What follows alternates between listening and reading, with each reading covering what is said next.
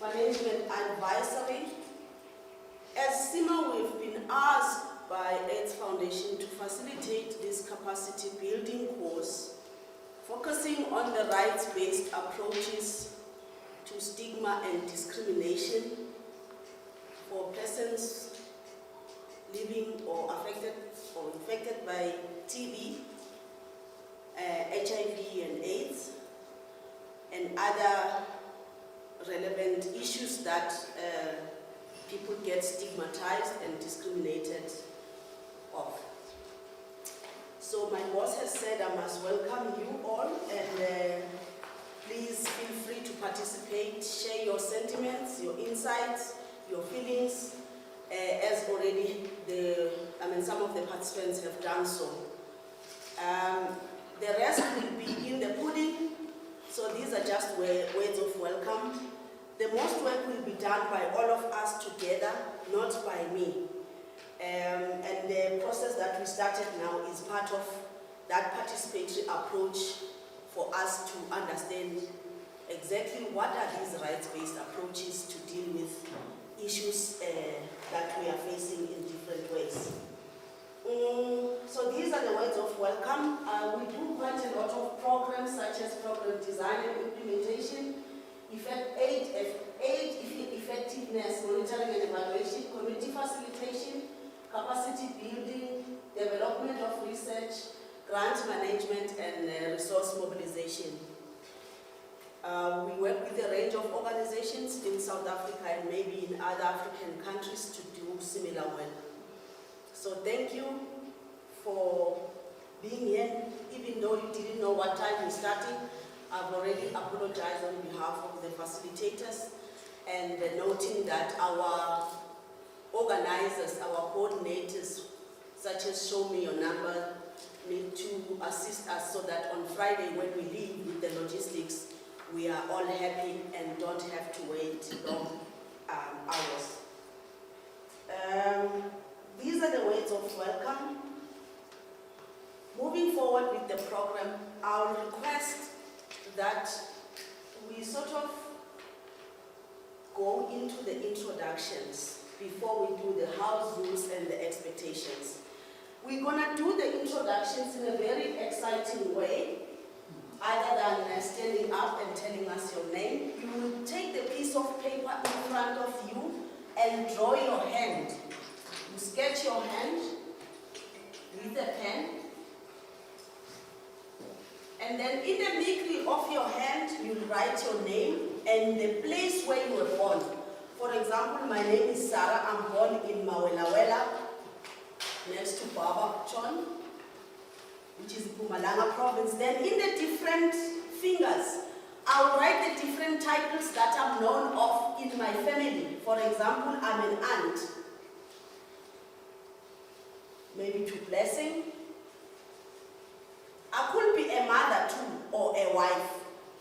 That's what I'm known of in my family, or a sister. Then in my immediate community, I'm known as an eco-villager. Somebody who likes village life, but being ecologically friendly in the way I deal with village life. And then maybe in my province, I'm known as a researcher. Or in my organization, I'm known as a researcher. And maybe elsewhere in the media, I might be known as a manager for vulnerable groups, where I'm also a researcher. I might also be an actor, maybe on national TV or on international TV. So I'll put it here, actor or actress, whatever I want you to identify me as.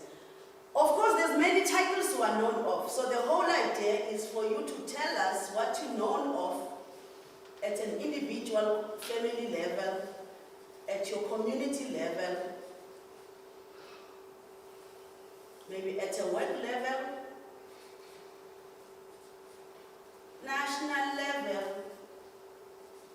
you are a minister.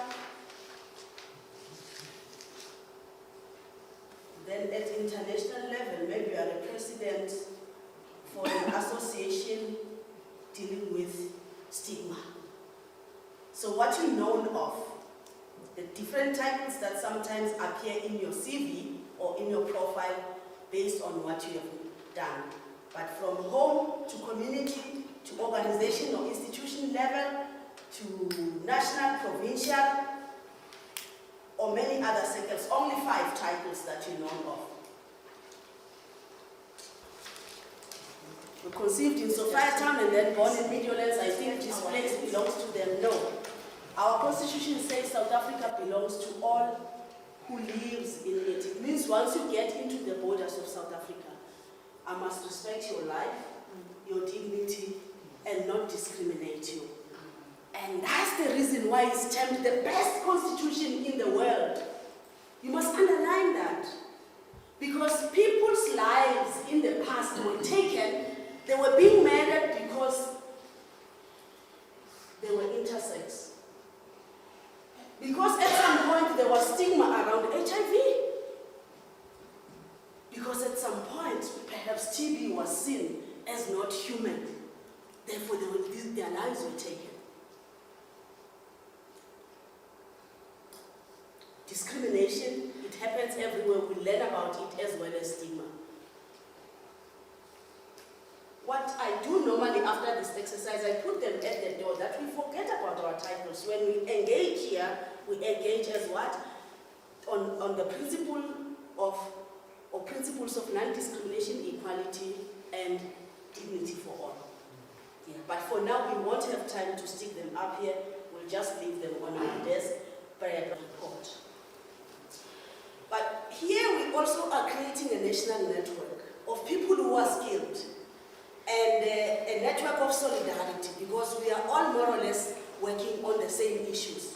So if I see that in my community, water and sanitation is deprived for the vulnerable, and therefore they are contracting a lot of diseases. So I will require some solidarity with people in Eastern Cape, in Free State, in Western Cape, who are facing the same plight. A Philippi, for example. A Tebekweni in the Eastern Cape, or in Kandu, yeah, who are facing the same plight of no sanitation, no water, in schools, where 1,600 schools still have what? No water, no sanitation. They are still using action. So the network of solidarity becomes important. So that's the aim for this exercise. Is there a question before we move to rules for the proceeding? For us to sensitize back in the community, because we're going to go back to the community obviously. So how do we use this approach into sensitizing the people in the community and the other stakeholders that are not here? We also want to learn how to advocate for people that are stigmatized or discriminated in the community. Thank you. Okay, so we will also use the same way of popcorns, but when they say thank you, we will welcome the next group with a raindrops clap. Do you know raindrops clap? Oh, she's empowered.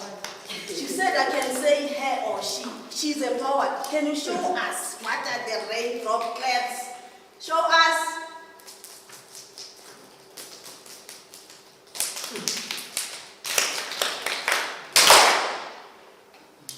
So who's ready?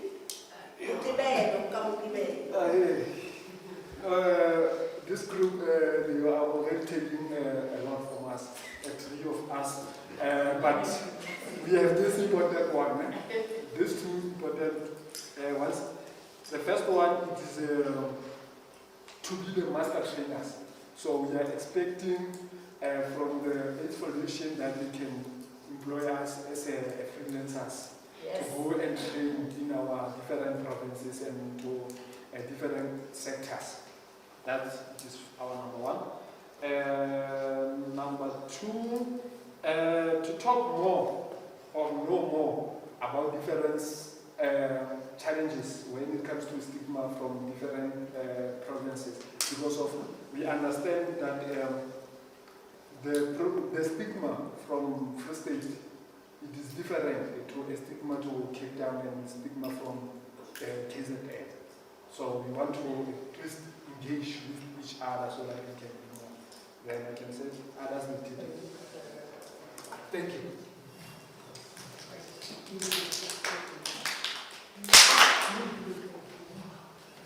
PKK, if somebody breaks these rules, what do you do?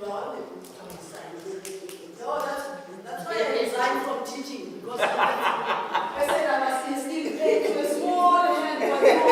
How can you push this I will cry first most of the time before, because that's the rule, we must treat them, then I'll start crying before. Okay, who's ready? Yes. Tando? Tando. I think they've already covered most of the things we were discussing.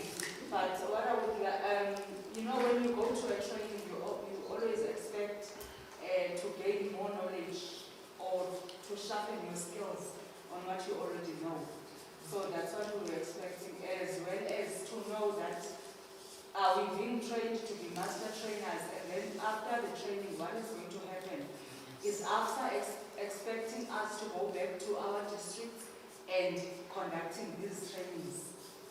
And I think that's it for us. Thank you.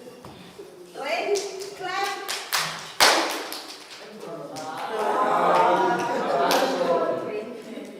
Let's start.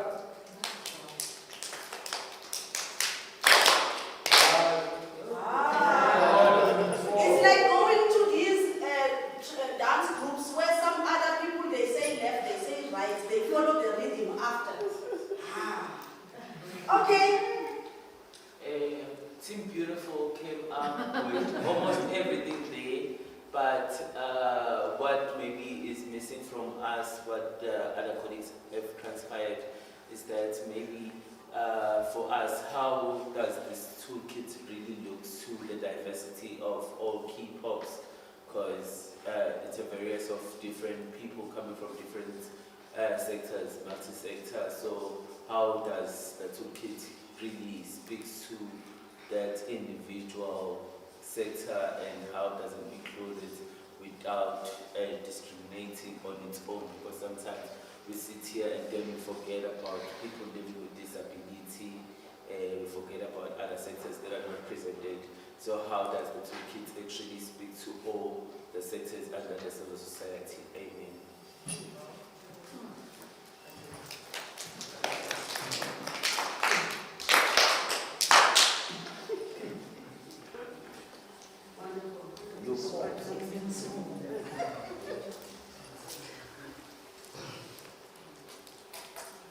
All right. So, Tina, Umeri, Notabile, our expectation was different because we are currently implementing partners of the Stigma and Discrimination Project with Show Me Your Number as our SR. So we actually thought we coming here to review the program, which we did not implement and then they had to retrain us in case, because we have applied, in case we get reappointed or even going forward, which way can we correct. It has been difficult to get information about this training, I must say. Which organization you coming from? I come from Lungelo Youth Development and she's from Othandweni Community Care Support Center. Which province? KZN. I'm in the Joyo district. And in Zululand. KZN still is it? Okay.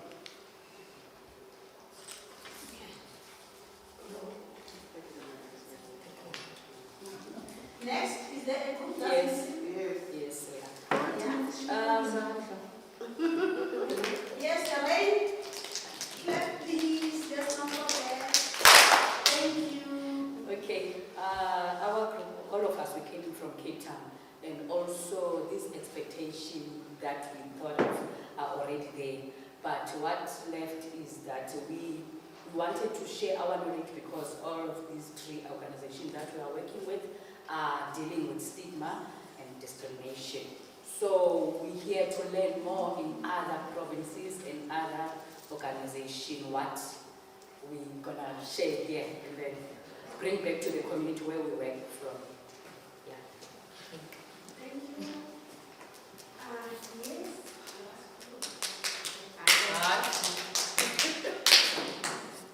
Are you present?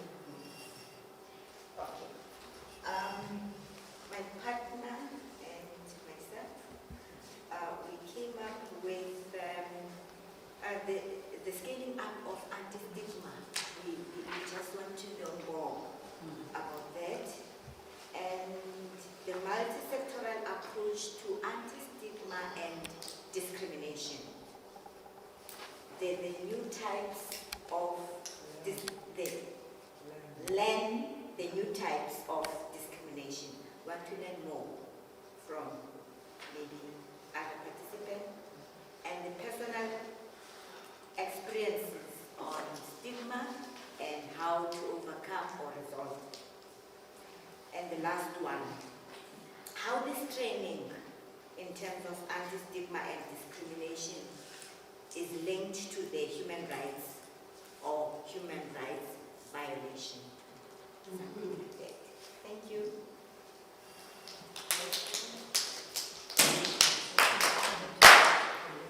Some people are all put together.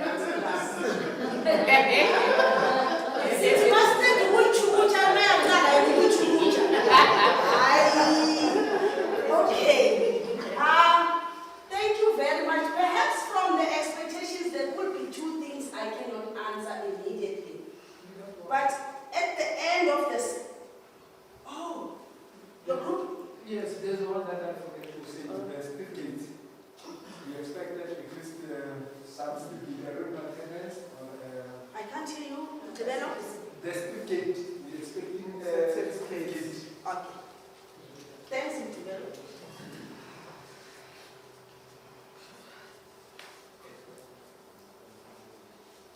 So, at the end of each day, yeah?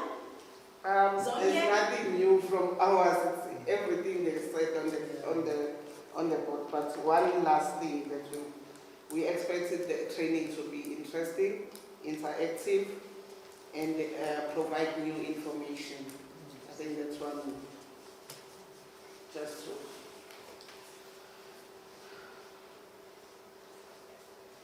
Wonderful.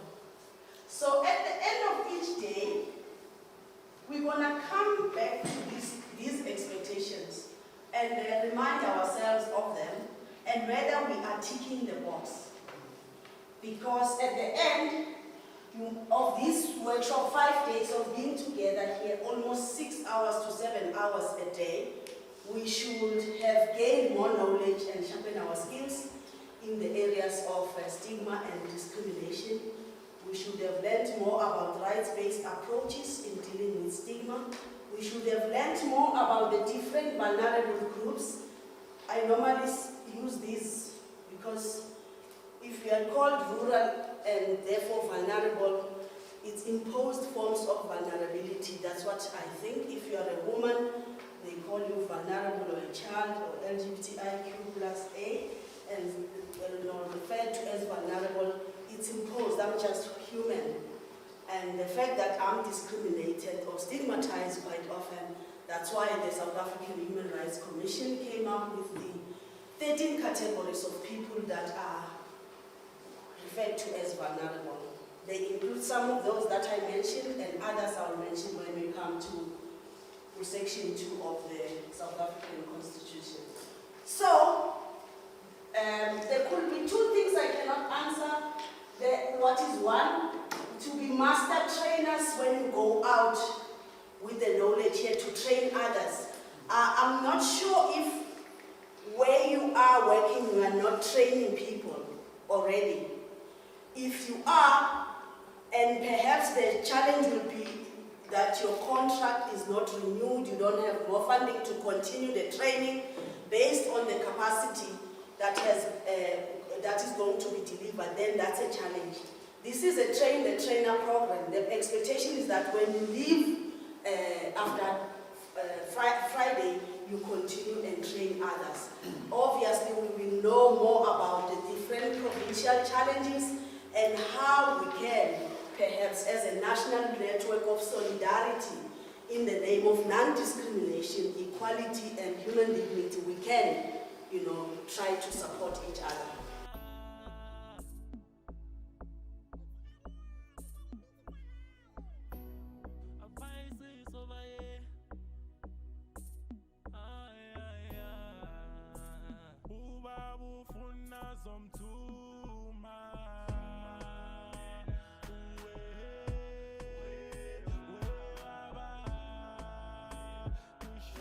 Alright, from Ankosi Singelela group,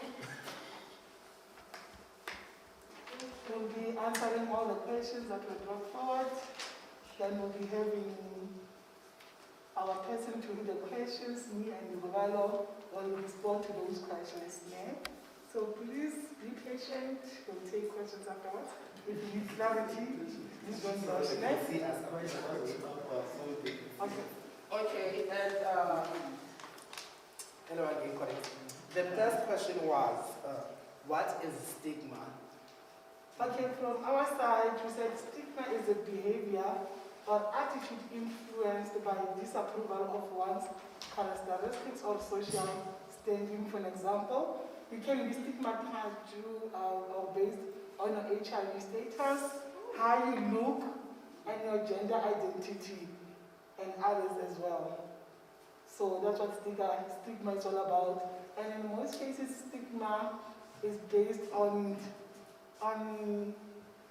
not on facts, but those are the, what people assume of you, like when you're gay, you're not being stigmatized as an individual, but seen as a group. There's a group of gays who does things that are not, like maybe people don't understand or approve, then you'll be stigmatized based on a group, not as an individual. They see you as a group, not as an individual. So in most cases, those are the assumptions that not the facts. Yeah? And the second question was, have you or person you know has been experienced stigma? If yes, where and when?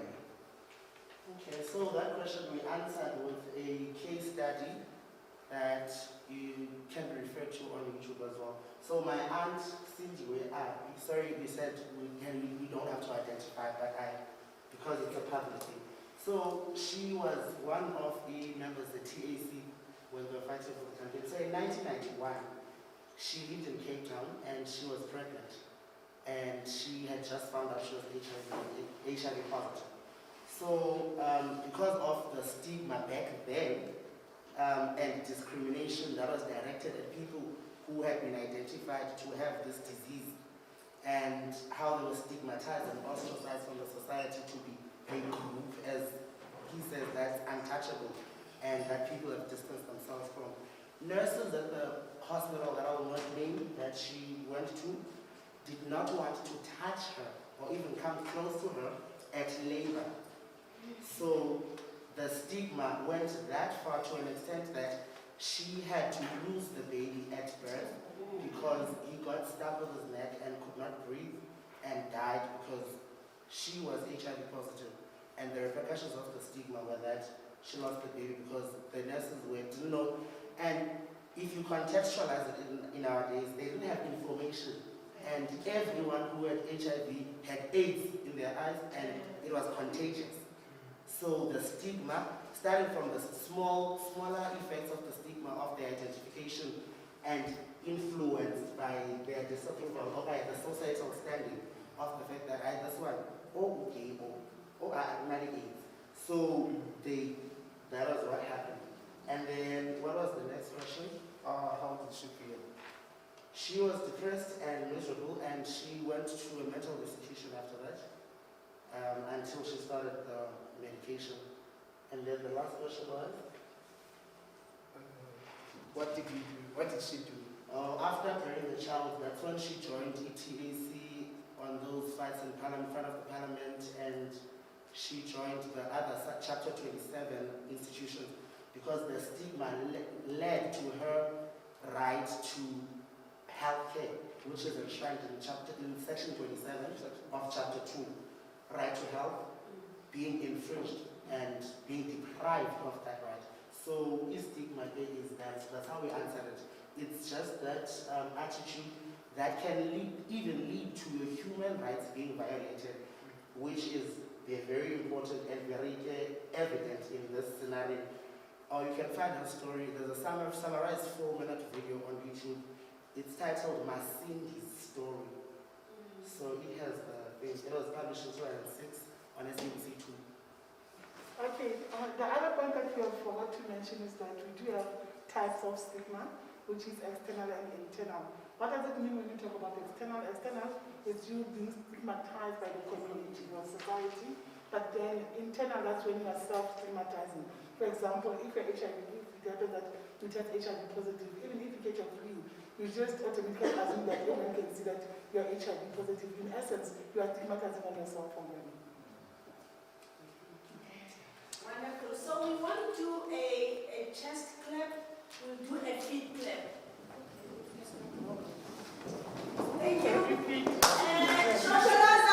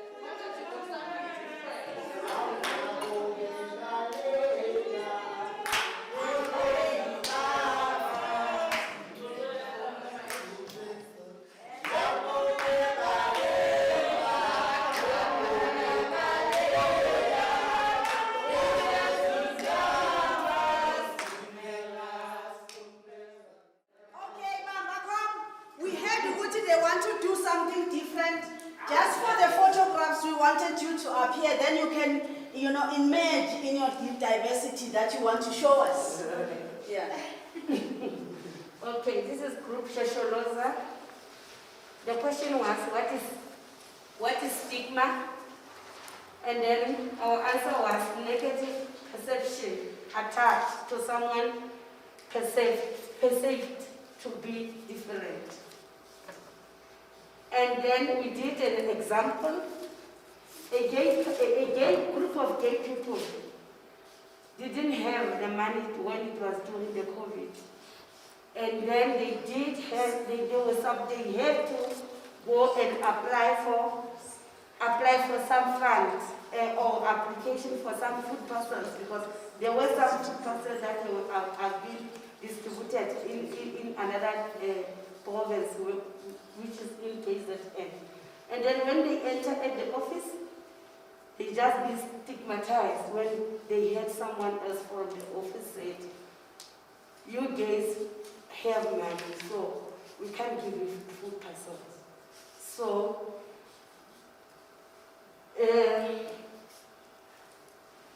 and then there comes another question says, how did you feel about that? That group felt left out because they didn't know where to go, not catered for, because of, even if the department says you guys people have money, meaning of you are stigmatizing us. Because of, if you said when you're in department, I have money, I know we've been treated like that with our communities down there. But when departments did the same, meaning of the stigma will never end. And then what did this group did? They spoke to legislators, not yet resolved the case. Ongoing sensitization of community and stakeholders needed. Because of this is really happening everywhere. It is not that challenging, it is not only based on KZN. This one was being exposed, but this thing is happening through our communities and departments. The clap song. The clap song. The clap song. Thank you. The clap song. It's got again. Nathanda lo levo athi yesibali ngihlaza ngwazi ukuthini. Okay, I believe I can fly. Sorry, I used a song. I didn't know that. I didn't have another song which I could use because you know the people are saying things about the person who sings this song.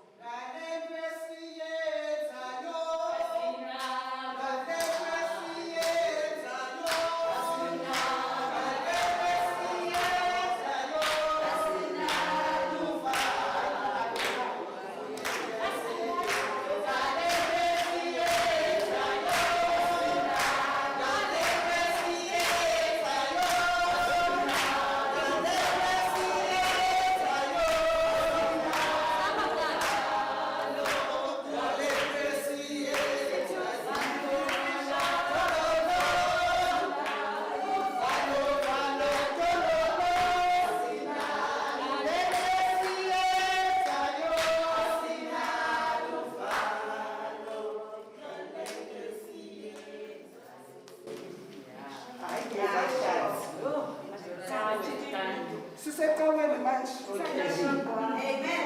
Okanye kwenzekani? Hayi njani. Sizwane ngaduli nje. Okade apha wasithi ngoma yenu. Okay, I always use the word comrades, but today I think I'll say good day, colleagues. We are a group, we believe we can fly. Mary and Ziki. What is the stigma? We have internal stigma, we have external stigma. When we're talking about the internal stigma, we're talking when ufanelwa herself stigmatize herself. Fanelwa always think about what other people are saying about her. So we are saying there is a self-stigma. External stigma. Stigma that gets from other people. When everyone says whatever about ufanelwa, is to label the sector situation or the attitude that one received, that we are saying it's a stigma. Have you know any person has experienced stigma? If yes, when and when? We made examples. We said, if you are working at Sweat, knowing very well that Sweat is the organization that take care of sex workers. So we make the example of people tend that if you're working at Sweat, they already know that you are a sex worker, which is, they didn't ask, you see. And another example, if you are interested or working to the organization of LGBTIQ+, people always said, they assume that you are also, even if you show interest Because some people will show interest to that particular thing so that they know. And then they will label you like, okay, umama was on Jeve. And another example, the duty barriers, being judgmental instead of offering the services. The example that we use, one of our colleagues take the minor to the police station when the police officer said, take that case to the police station, and the police said, no, we don't have a time for that. So those are situations. And then the question said, how did you feel? We all feel violated, our rights, which means each and every time when you get in that situation, you feel violated. And our colleagues said they did report the case to the senior person in a police station. So that's, I don't know if you want to add something. It's good. Okay. Want me to clap for you? The clap song again? No. The feet clap, ne? The feet song. The feet song. The feet song. The clap song. The clap song. The clap song. The kiss song. The kiss song. The kiss song.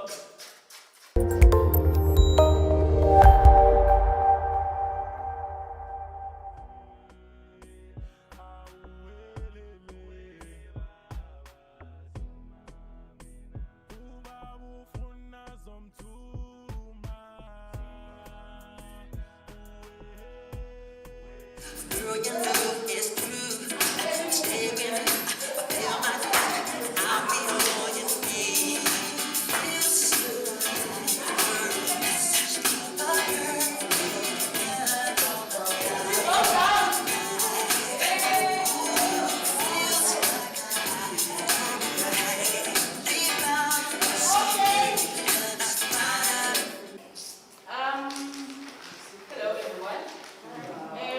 Eastern Cape said politically it's the lack of progressive and ongoing engagement, as well as the regular consultative inclusion of structures representing the HIV and TB in the Eastern Cape. I will dwell more on that, what we mean. Involvement of political heads is non-existent or is limited. You know, most there's District AIDS Council, which is supposed, the Eastern Cape AIDS Council is supposed to be chaired by the Premier, which does not happen. It only happened recently because the civil society was forceful in the Premier's office that the Premier needs to be involved. Because when you talk HIV, when you talk of TB, you find out that the Premier is, it doesn't even know what's going on in the AIDS Council. Well, now we are hopeful because the Premier is starting to get involved. Now we are hopeful that even it will go down to the districts, because even in the districts, the mayors are not involved in the District AIDS Council. So politically, that's how we see it. Economically, service delivery is very, it's constrained. There's limited budget for HIV programs and TB programs. Economic inclusion is limited. There's education when it comes to HIV and AIDS is limited, and that is due to lack of funding. We'll make an example. When there was the US aid in the Eastern Cape, or particularly in the OR Tambo district, it was easy to do the TB programs, or it was easy, of course not to reach all the areas, but the TB programs or TB awareness was visible in the district or in the Eastern Cape. So when they left, Now there is no money that is towards the TB programs. Political infighting becomes a contributing or a major contributing factor, because when they are fighting politically, it becomes difficult for them to bring services to the people, because they are fighting amongst themselves, fighting for what you call is kundla, and they don't have time for us, because Umtu is thinking about their bread and butter. Where am I going to be in the next 5 years? They don't think about the people in the grassroots, which is frustrating for NGOs that are working in the Eastern Cape. And in the process of that, programs become casualties because there is no funds. And we would make an example of the TB coordinators in the districts in the Eastern Cape. You will find out that they are there as ornaments, if I can put it like that. They don't have money for programs that are directed to HIV and TB.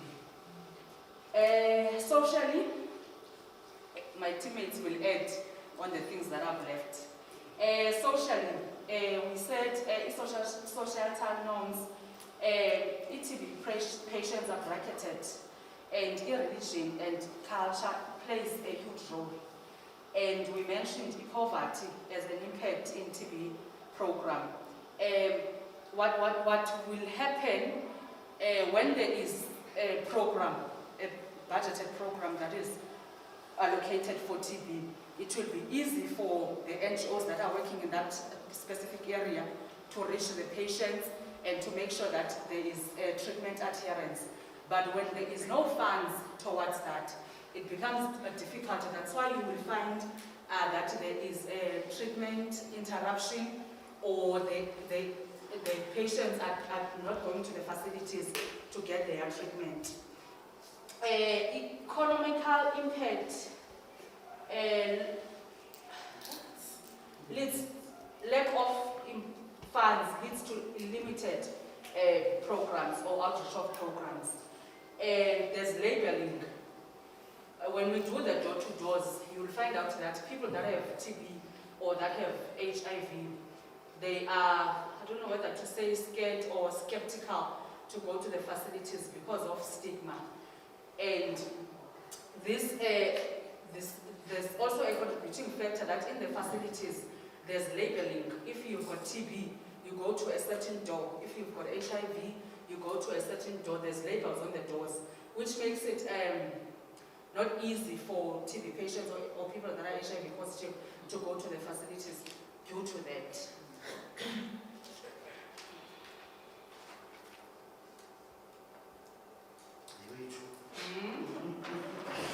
We made an example of the labs, or a patient that is in need of X-ray. You will find out that it takes forever for that patient to be tested or to be taken for X-rays.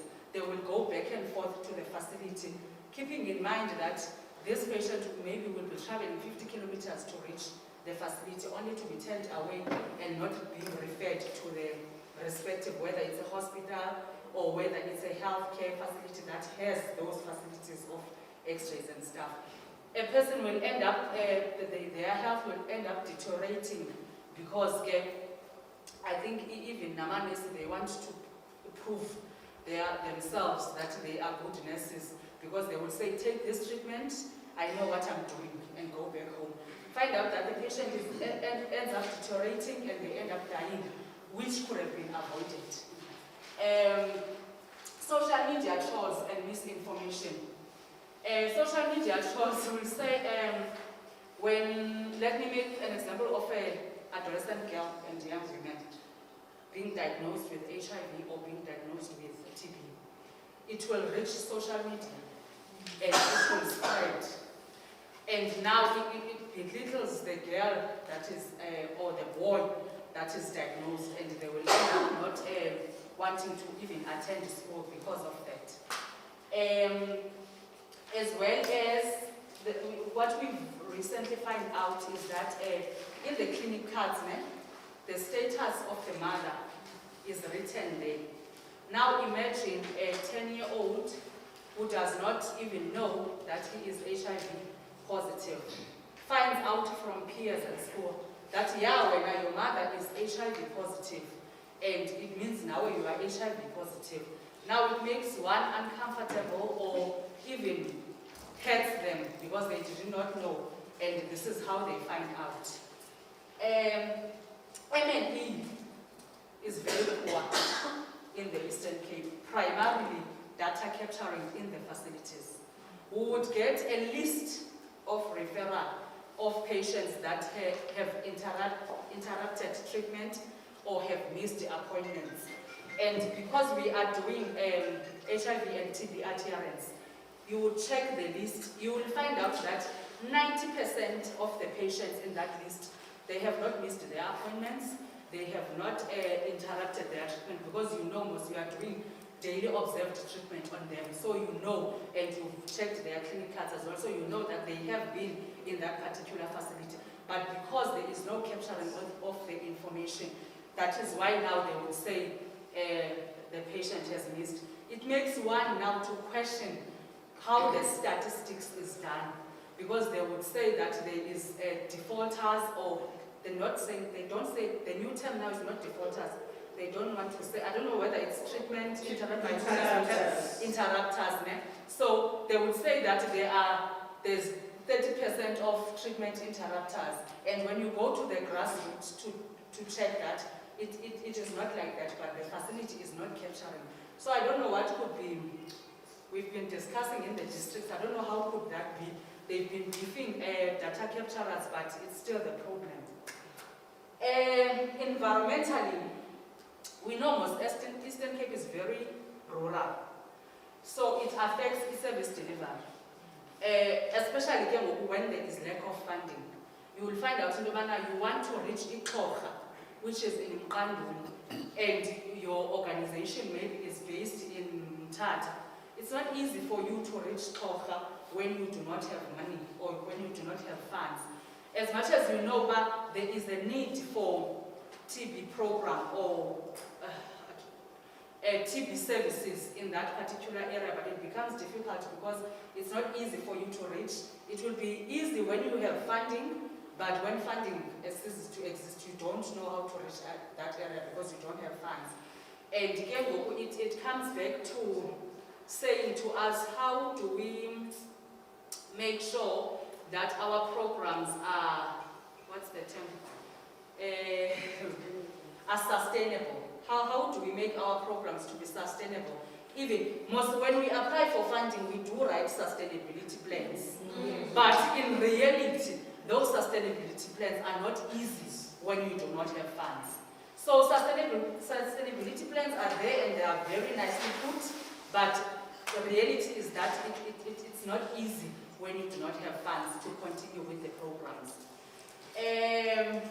The distance, the infrastructure, mostly in rural areas the roads are very bad. It becomes very worse when it's raining. Sometimes even when you have funds to go to that specific area, but it's raining, you cannot enter Ilale, Tile or a certain area because their roads are very, very bad. It goes back now to that political infighting we were talking about. Because if they were focusing on bringing service delivery to the people, or basic services to the people, most of these things would be avoided.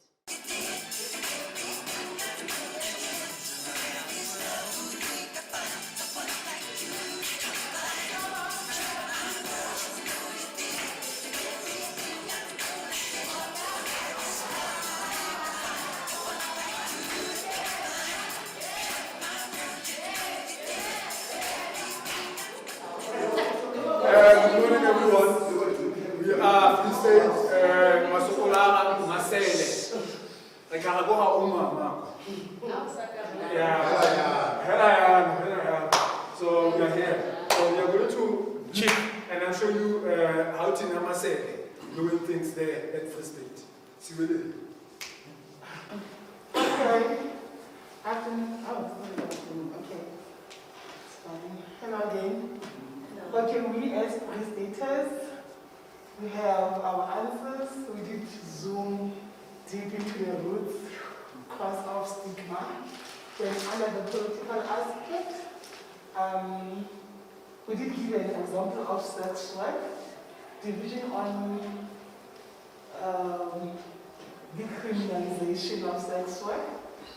It's one of the root cause of stigma, but however, where I need to unfold my team, of course, will help me. If you need clarity on, you want us to go deep, then they will assist, or if there are any points I'm leaving out, they will just add. And the other thing was that the deputy president only deals with the SANAC.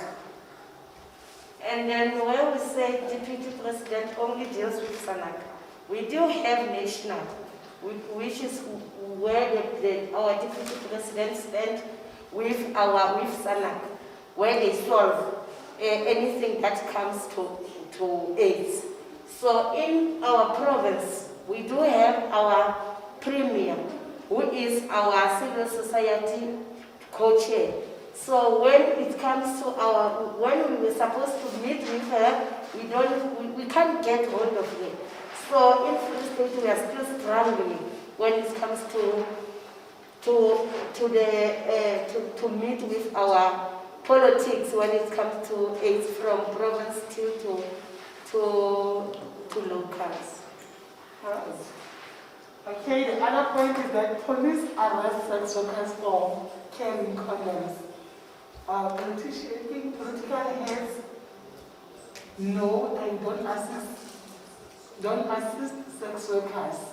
So in essence, once they come across a group of sex workers, whether in a group form or alone, they just go through your bags or search you, and then if they find condoms on you, then they arrest you for whatever reason, we don't know. But that's how it is. And then I think it was another point that was raised by the previous group that was presented, that political heads don't accept key population in essence. And whatever that they decide, they do not include key populations.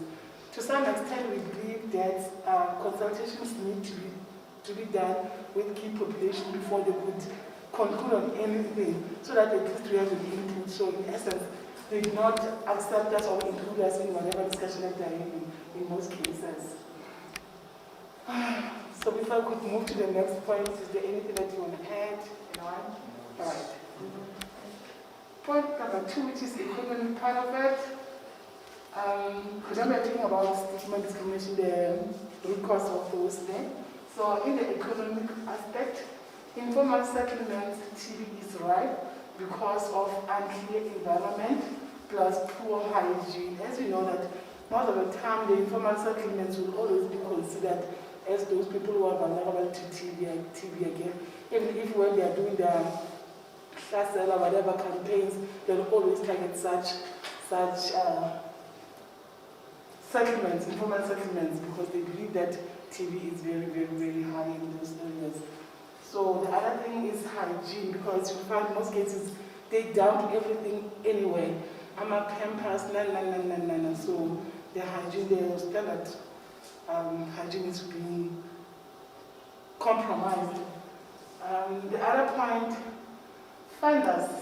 The previous group also mentioned the issue of funders, but with us is that funders always fund white-led organization, even if it's run by black people, but the executive will mostly fund that they are white people. And then sometimes they don't understand even what is happening on the ground floor. What they're interested in, it's all about oppression and running the organization and getting the money. But however, if this money was allocated for TV programs to those who really need and those who have like relevant programs to execute whatever that they have within their organization. So in essence, we are being failed. So in essence, that also plays a role in stigma and HIV and TB programs. Number 3, the social aspect. This one I'll give to Masala, and we can explain this more in a clearer way. The stigma there is if you are HIV positive and you want to have a child, it's difficult to find a partner that's willing to go through the process with you. Having PrEP, yeah. So, have I explained it? Yeah. Yeah, when you tell them to take medication, to take PrEP, so that you will not say you as a woman you are HIV positive and you want to have a child, and your partner will not understand. So are you saying now my HIV positive because you have to go through the lessons of teaching them about PrEP, all those other things? Yeah. So in essence, there's a stigma attached to that, especially when if one knows that your partner is HIV positive and then when you're negative, you're on PrEP. Obviously, however, for someone who doesn't have the information or doesn't know what's happening, it automatically brings that up, then you'll be stigmatized as well. To some extent, it leads to defaulting, whether be it PrEP or be it ARV treatment. Families sometimes don't accept HIV positive people, and yeah. So the other thing is, I would make an example of someone that I knew back in the years. We met here in Joburg. He's originally from KZN and he's HIV positive. Every Easter holidays he goes back home to visit. He spends Easter at home in KZN. What he told me is that whenever he goes back home, he has a head already waiting for him because of his HIV status. So he doesn't stay with the entire family in one house. Every time he goes back home, he has his own head outside waiting for him. So sometimes families, depending on the level of knowledge, depending on where you come from, because we are not all the same. Someone mentioned that Eastern Cape is more rural, so you can understand in terms of information getting to those places there, you know. So yeah. Okay. Some churches and traditional leaders, they deceive people, lie to them, telling them that they can heal HIV by praying for them, of which is not true. And then at the end of the day, you know, people have their own beliefs. They end up not taking their treatment, HIV treatment, and then before the later stage, they are no longer. Still, I can give an example of some other lady when you're busy doing door-to-door, you're also offering HIV tests, and then the lady tested HIV positive, only to find that she knew that she was HIV positive. But because of her belief and religious beliefs, she told me that, no, God will cure me.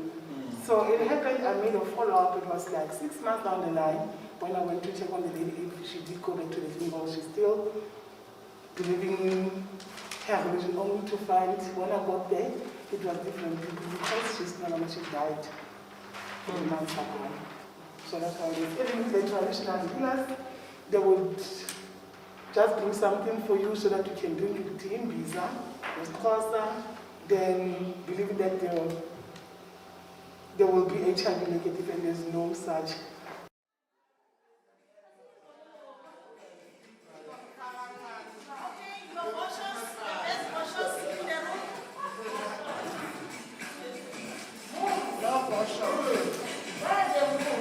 So it's only 3 participants here.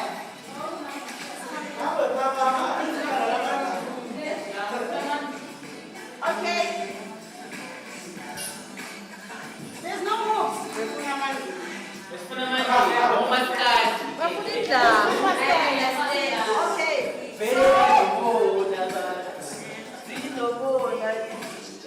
So when you finish, you autonomous can all on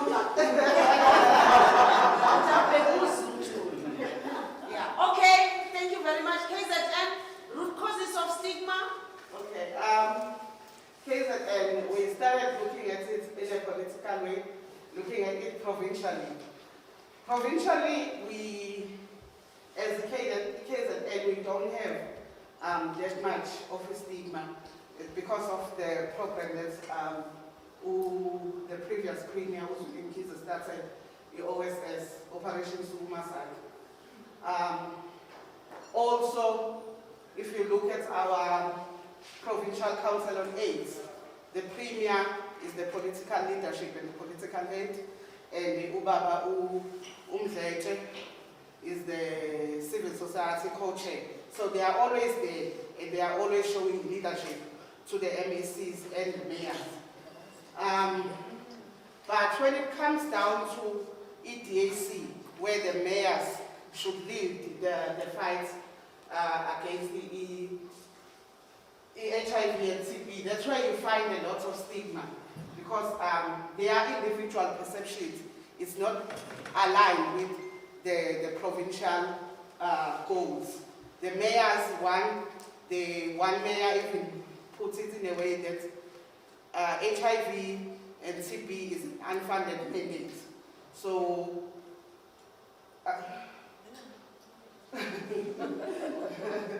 so to them, HIV and TB is not a priority.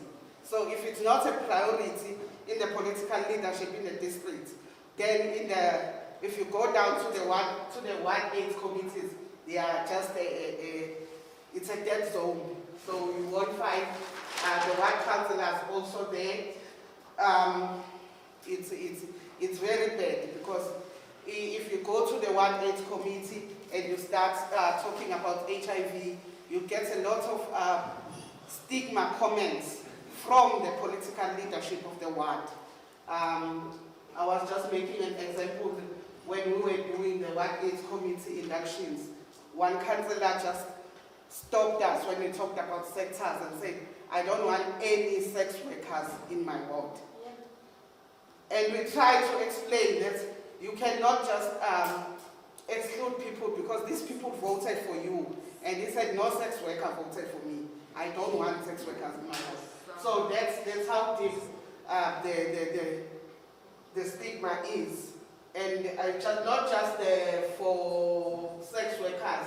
You find it for people living with HIV. You find it when you try and launch, or when you launch the Ward 8 committee, they'll tell you that there's no one here who is willing to come out and stand up in the sector of people living with HIV. Also the LGBTQI, they are also very stigmatized by the political leadership in the wards. I think another problem was when we started launching those structures, we used the top-down approach, where we have a very strong provincial council on AIDS, but the district, the local and the ward, it's not working because it didn't start there. And we need to look at it in a way when we say, when we start those programs, we start with the province, with the Ward AIDS committee, the local AIDS council, the district AIDS council, then the provincial council on AIDS.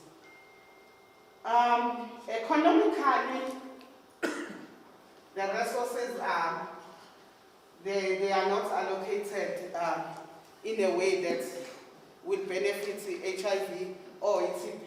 Like I said, which one said HIV and TB are unfunded mandates. We also have a lot of unemployment in KZN, and poverty is high. So those things are one of the drivers of TB especially, and the HIV. Socially, as we all know, TB is the #1 killer in South Africa. And there's a lot of stigma attached to TB patients because you know what TB is. They say TB is one of the opportunistic infections of the HIV, and it's one of the leading ones. So we tend to lose patients who have TB but are HIV negative, because the minute they come to the clinic and they present with the signs of TB, they are stigmatized and everyone just assumes they are also HIV negative, HIV positive. So we tend to lose those people because they don't want to go to a clinic. Even if they do, they will be sent back and said, come back. They'll do their blood 3 times or 4 times just to make sure that they are not HIV positive. There is also integration of pharma services. You find that there is these red feet that you need to follow if you are going to the TB clinic, to the TB door, or another one, blue one for HIV. And sometimes it goes deeper and say, like in my area, there are 2 clinics. There is an old poly and a new one. The old poly, once I get out of the text, everyone knows this one is HIV positive or she has a mental health issue. Those are just because that clinic is strictly for HIV positive, TB and mental health. Then if you have a flu, you go to a new poly. If you need a toothache, you go to the new clinic. So every other illness, BP, diabetes, is the new clinic. But those three are left at their own clinic. So you find people that they rather pay to go to other areas rather than fetching treatment there because they feel stigmatized. Environmental. We do have an issue of squatter camps, accommodations, in Olindela, those houses that are called Olindela. They are squatted together and there's a lot of TB and it's not clean. And we also have a challenge with water and sanitation. Now they feel like we have a lot shading of water every day. We don't find a day where the whole month there is no water interruptions. So those are the kind of things that put us on high TB rates. And then you find ourselves not being able to go to the clinic to access the services because we are scared of the attitude that we get at the local clinic. Technologically, we think that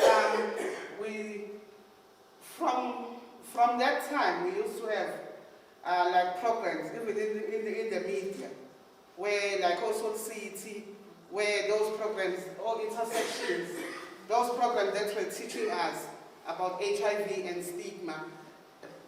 But now we have moved. There's not much that it's talked about TB, about HIV, there's nothing.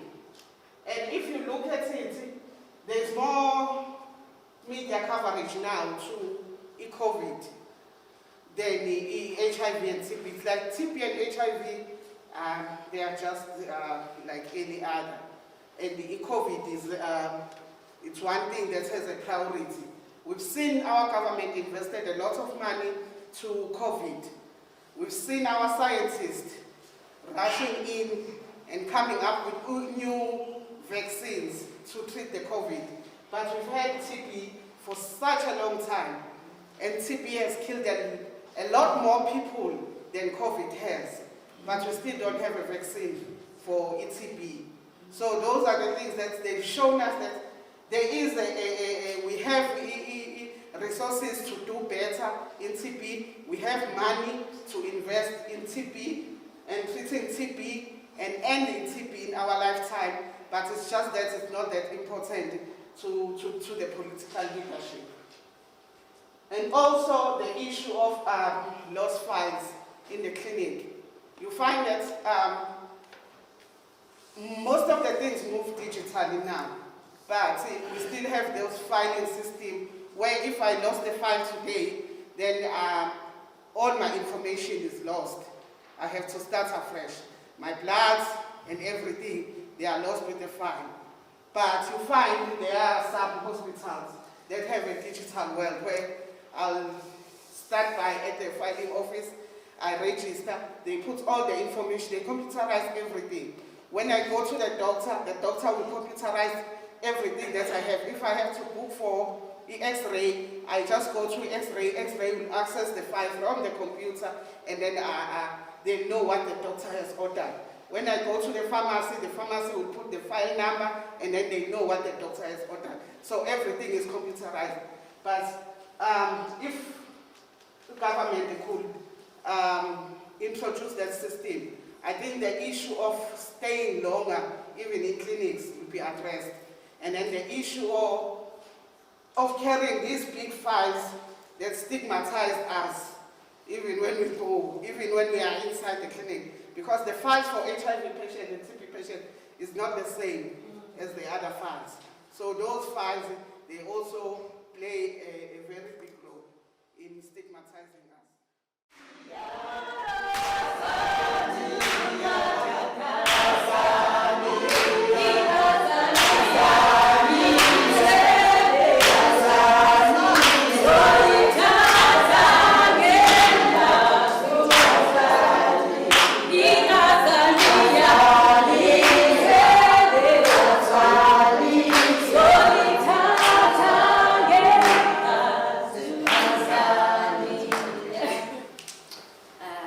Hello everybody. And it's bahle guys. Okay.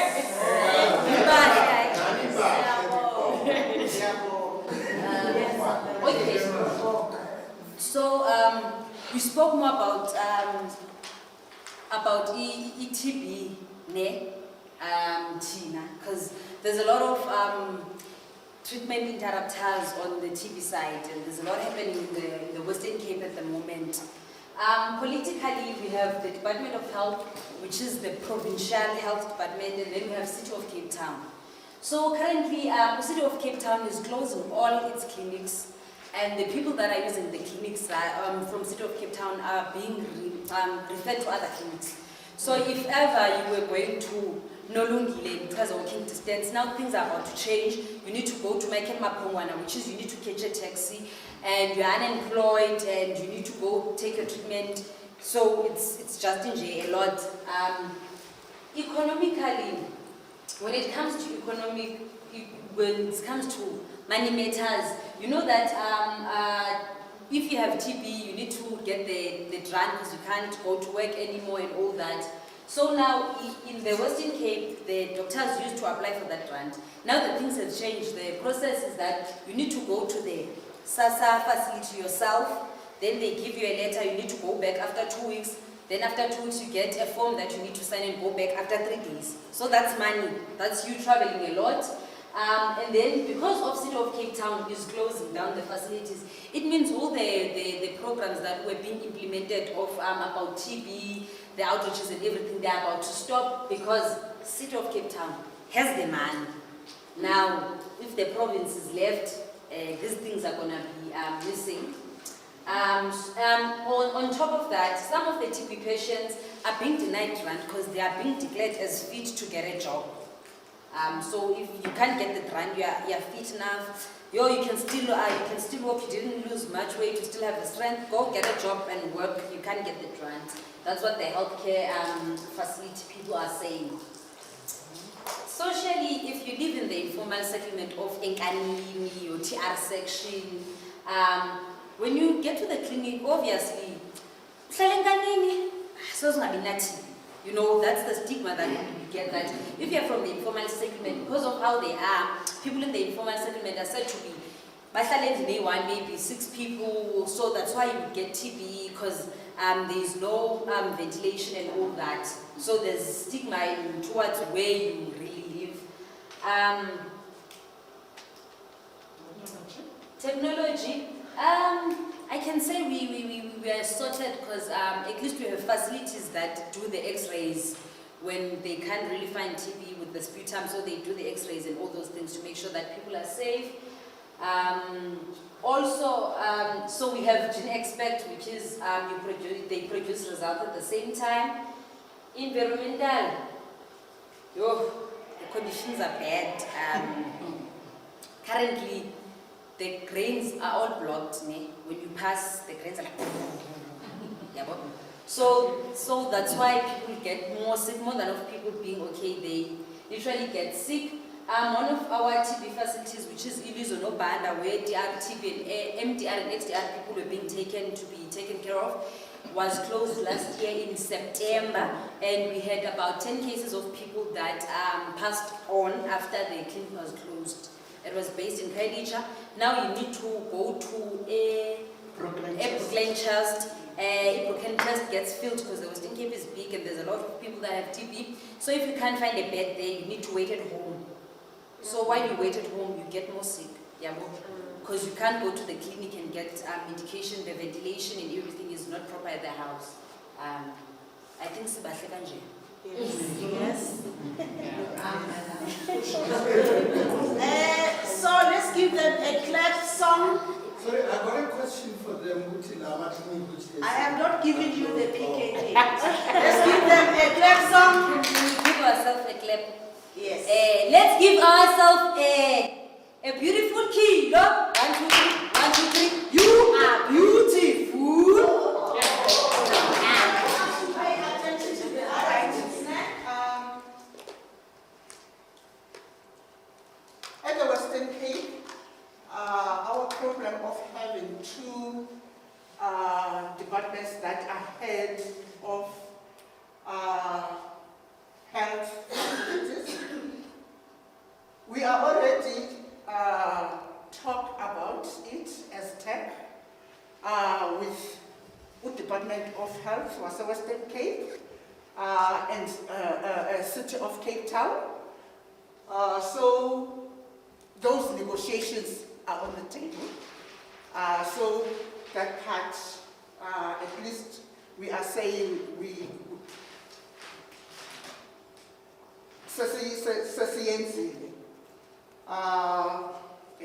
and then economic side, Tennessee, Western Cape, we think that by doing a fundraising and a market day stalls and a donation, certainly donation to a business people as who facilitate at the table.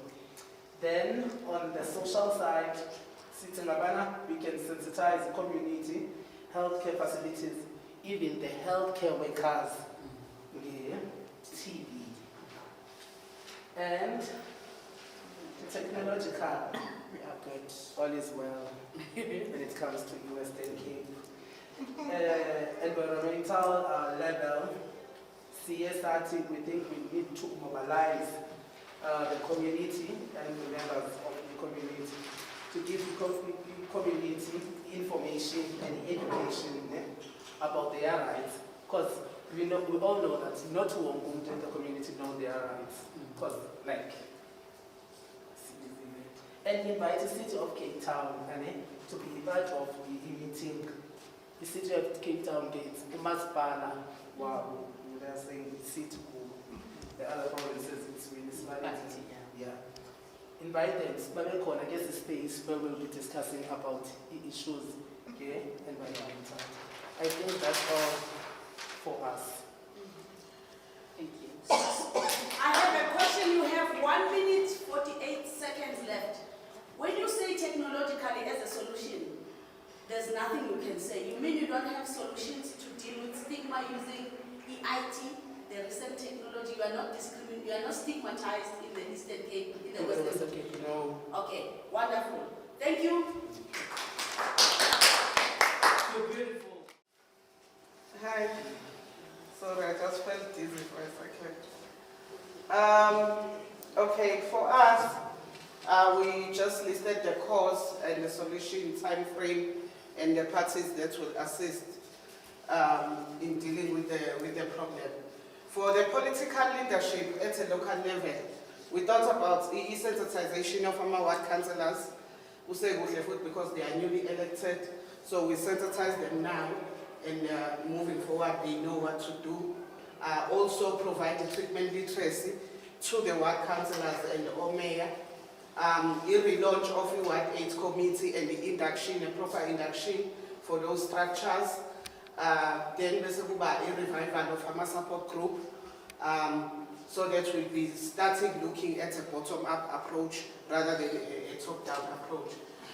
Then the time frame would be now, the Q1, as we are starting the new financial year, April, May, June.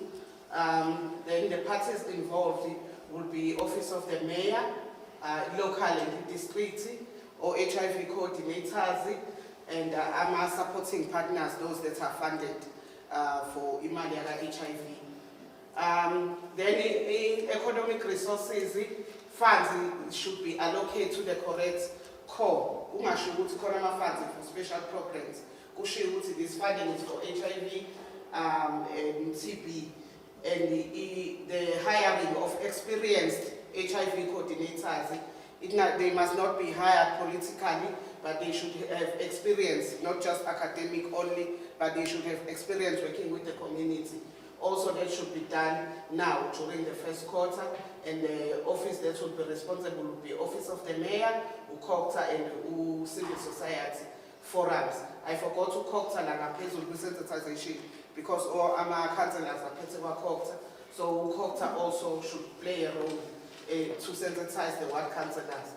On social and TB, we said we are losing patients that are HIV negative due to stigma attached to TB.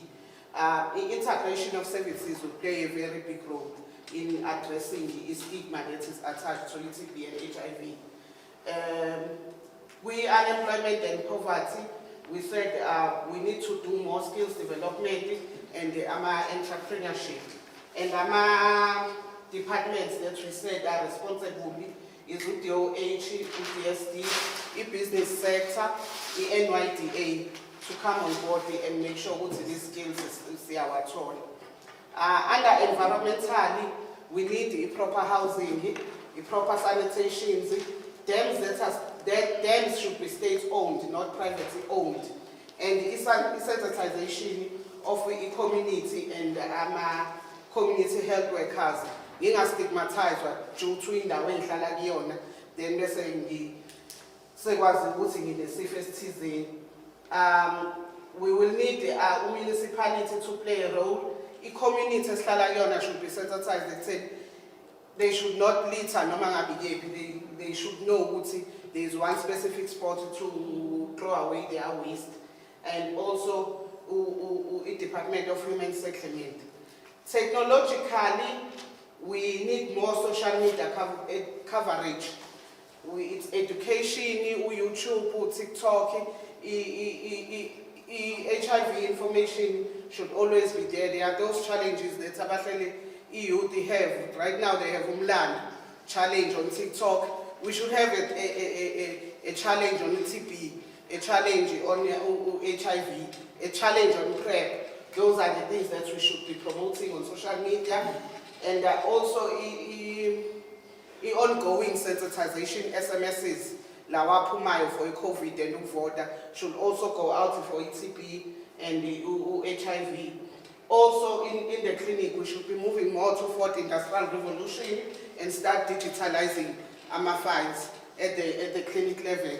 When I go, mangiyaga medication, ngifike ngishaya ithikithi uthi ngiyaphi, kuphuma inamba, and then bese ngihamba ngiyohlala to the correct queue. It should be done in the same way also in a clinic to avoid those long queues and those stigmatized thinking. And all these things should be done. Your report is brilliant. I think we will capture it as facilitators in a way that... So, politically, we thought of starting a solutions-based campaign that is going to be an ongoing campaign that's not going to be time limited, that is going to ensure the involvement of political leaders and ascertain their commitment, because the stigmatization of programs and the stigmatization of HIV and TB programs has been identified that the huge gap is in the involvement of political leaders. Now, moving forward to economically, we can aid that by running own financial and fundraising campaigns and efforts that will be sustaining the programs in the absence of government funding and NPO funding from other structures. And to ensure continuity, we are suggesting the program be closely monitored with evaluation and monitoring that is consistent to ensure consistency. Get government and politicians to directly be involved in stigma reduction programs, meaning that they should be the coordinators as well, not only those provincial chairs and mayoral chairs, to be the ground and foot soldiers as well from their office.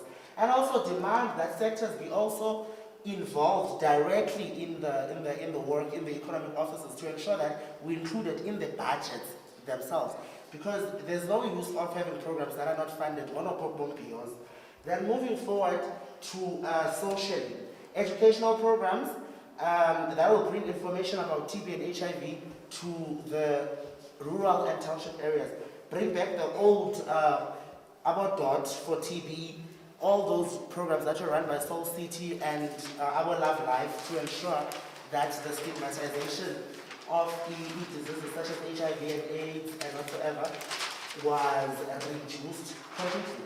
Technology, demand that the government improve technological interventions that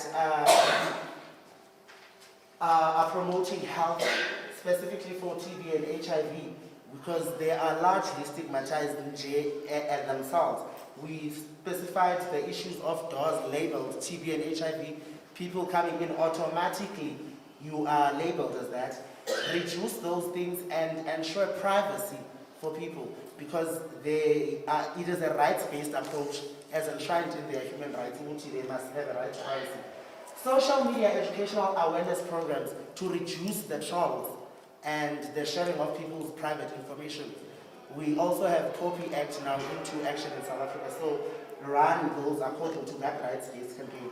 And then environmentally, a multi-sector structure campaign that is going to eradicate the infrastructure constraints and ensure monitoring and evaluation still of the above. Mobile clinics being afforded to those places that are 40 kilometers. I made an example in my book of a rural area that's 20 kilometers outside of a town that didn't have a clinic that is active and was told that it'll open the next Thursday, on a Monday, when a child's rib had broken.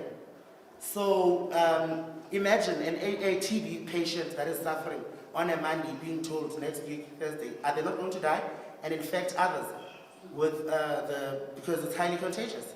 So those are the solutions-based approach solutions for our problems that we came up with. And that's where we leave it for now. Thank you so much for watching. Good night.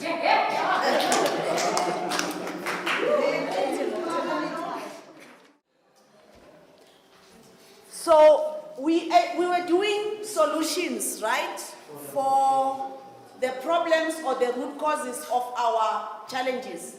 And we were focusing on how we can then find solutions to those problems. Because we should learn in life that when you define a problem, you must also know of the relevant solution. And you might also know of how other solutions have been resolved in the past. Ne? I mean, other problems have been resolved in the past. So that's the whole, idea. Like Lubabalo is using media to address lots of issues, and we know over generations media remains a key or a powerful instrument to talk about issues, and it has a large footprint. Like if you're using radio, Ukozi has how many listeners? Over 7 million listeners. Your community radio station like Teta and so forth might have 66 million. How many, Teta? Not 66 million. No, 66,000. Yeah, around Orange Farm. And from Free State, what? Lesedi FM 4 million. Lesedi, yeah.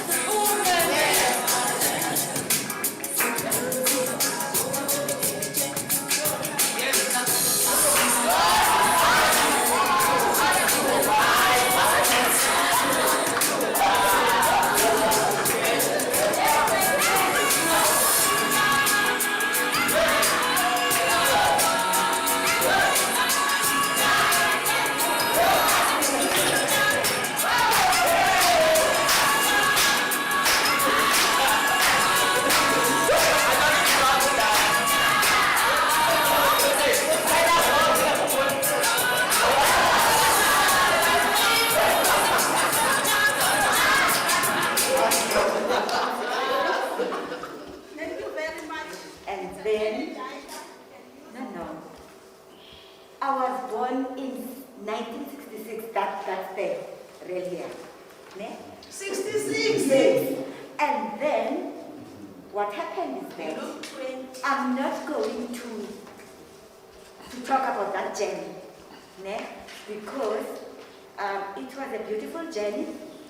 I've been raised by my grandmother, and then there was the aunt of mine that we were taken as twins. So whatever I'm saying, I took it's the truth. So my aunt was 66, then I was a twin of my aunt. But my grandmother loved me very much. So I graduated 1994.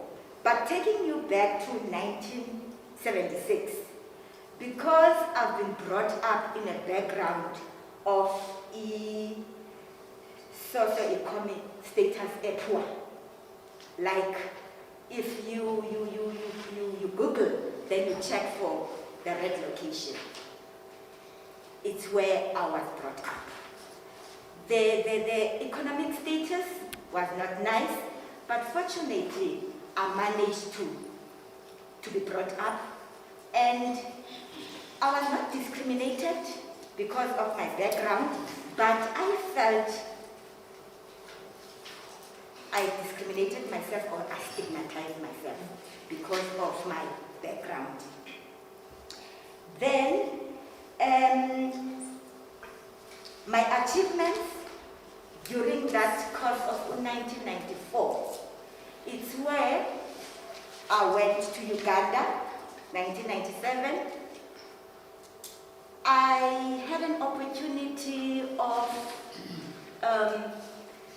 write a script because there were a lot of people from various countries like Kenya, all these African countries.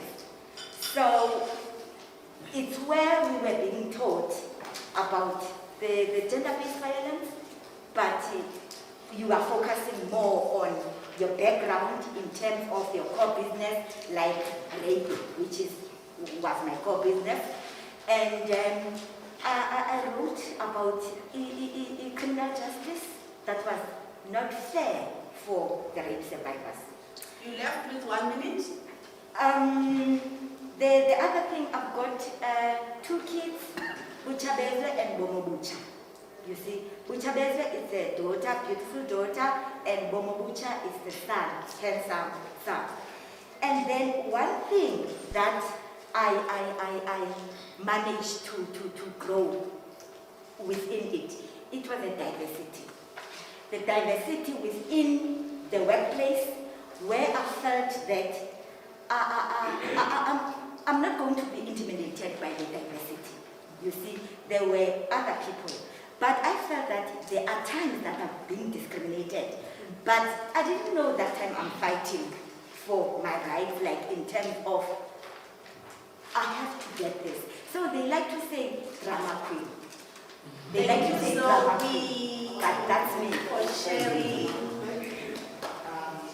Then I was raised in Hammersdale. In 1989, June, we moved from Hammersdale to Kwamashu due to the political unrest that was happening there. My father bought a new house. Unfortunately, in 1990, June, he passed away due to cancer. So that was a very difficult year for us. A new place, new neighbors, and then we lost our father. Fast forward to 1997. 1997, I had my first child. I was 17 years old. The nurses at Poli, they were so rude. They first refused and said I was not in labor while I was in labor. They chased me away. I was in labor for 3 days. And then on the third day, my sister took me to hospital and demanded that they admit me back to Poli and demanded that I stay the night. The following day, I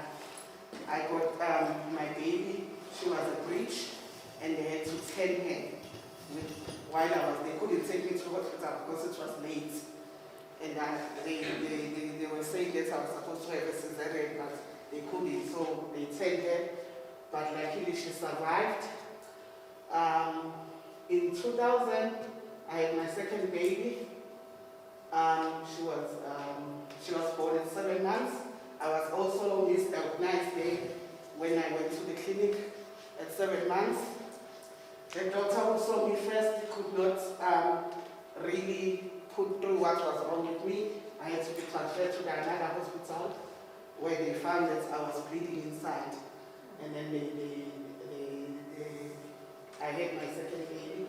I stayed in ICU for about 2 weeks. Then in 2000, late 2000, I found out I was HIV positive. I was sick by then. Couldn't do anything much. My CD4 count was 190. And I just accepted. Luckily, my family, when I got the news, I just told my family, everyone, that I've just been diagnosed HIV positive. And they were very supportive. In 2002, I got into a program for my ARVs, where they were testing on my ARVs, and I started on treatment till now. Fast forward to 2013, okay, in 2007 I joined TEC, and then in 2012 I was retrenched from TEC and I lost my job. 2013 I had depression. 2013 and 2014 it was a very difficult year. My aunt was diagnosed with cancer, and there also I had to fight with the doctors because they couldn't take her to irradiation therapy because they believed that there was nothing more they could do for her, and I had to fight and told them that they were not gods to decide who get the treatment and not, and my aunt has the right to get the treatment until they agreed and they put her on irradiation therapy. In 2014, the following year, she died of the cancer. And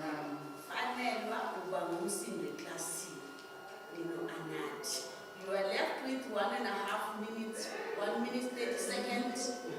In 2013 also, I defaulted on my treatment due to depression. And in 2016, I went back to treatment. Fast forward to now, 2021 and 2022. It's still difficult. My child, and I don't understand anything about it. And we are split into 2 at home. My other sisters, they are born again Christians, and I have to attend to my child to see how I can help her with this. So it's still a very difficult road for me, a road that I do not understand. Thank you, Stigma. I was born in 1983, 2nd of February. This is where my journey started to be tough, because I was born and raised by only a single parent, which is my mother, proudly my mother. Then life since then never been the same, because I was at home too. I have my brother, so we have been raised by only mother. Our difference, yes, it's only 3 years. My brother is left me with 3 years. Then you'll understand why I mentioned that when I go back. Then in 2008, I had my firstborn when I was doing my grade 10, standard 8 by then. So I started life there, then having a boy, then go on, then 2005, I did my matric. Then, 2003 I had my firstborn. Then 2005 I had my matric. Then I had a gap year, 2006. Then 2009 I had my diploma in public management. Then I started to work as a community health care worker 2011, then life started there. When I'm starting working, then I started an organization for people living with HIV, which by then was called a positive action campaign by then. Then we were not understanding what is a positive action campaign by then.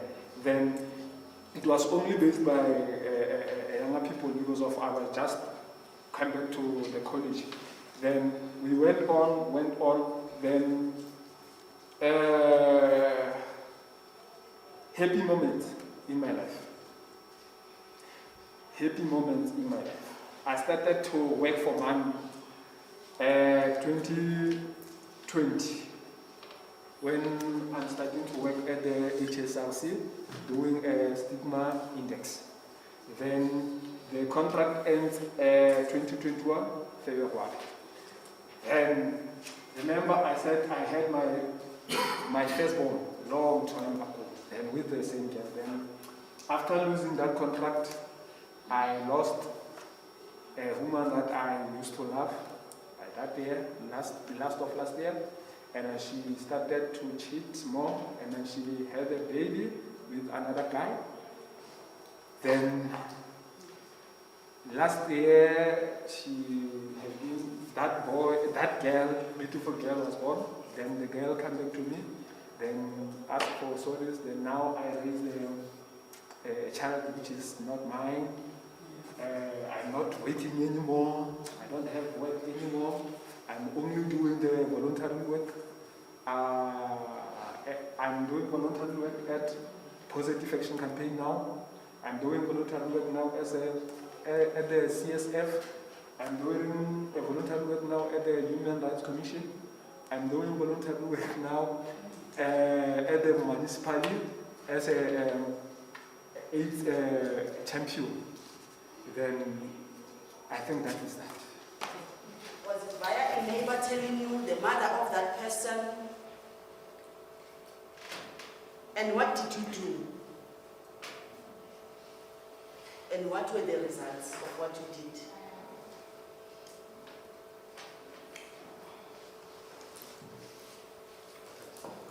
You can write, or you can just answer on your head, keep it the answers, then when we come to you, Sazi, you then share. And we're going to use the POPS-CON method in taking the answers, ne? Yeah. Thank you. I'm standing here as Gauteng, but with my sister, Province Eastern Cape. What we found out, just going straight forward because opportunity time, politically we feel like, lack of knowledge, leads to ignorance from our leaders, and then obviously discrimination. And economically, they don't prioritize HIV and TB programs, again, it's because of that lack of knowledge, and they tend to divert funds, to other services. And socially, as much as others are knowledgeable about HIV and AIDS and TB, they still choose to be ignorant. They influence with such issues as peer pressure also, or depending on the areas where they stay in, that also influences them. And then culturally and religion also plays a role through either the church. Because they've got their own policies, and also when it comes to, for example, someone passed on, and it's your daughter or son, and they will say, I can't bury them because of they are, gay, they belong in a gay community. You rather go to another pastor or a priest to assist. And technologically, we found that one needs to be careful in terms of writing around issues of LGBT and stuff, or HIV and AIDS. Would rather leave an expert to do that, because of people who are not experts, they tend to write wrong things and they reach out to many people, and those people end up not servicing certain people who are affected by the above situations. And then environmentally, Informal settlements. One of my colleagues also mentioned that, some nurses will say, I don't want to go to that informal settlement because of that informal settlement.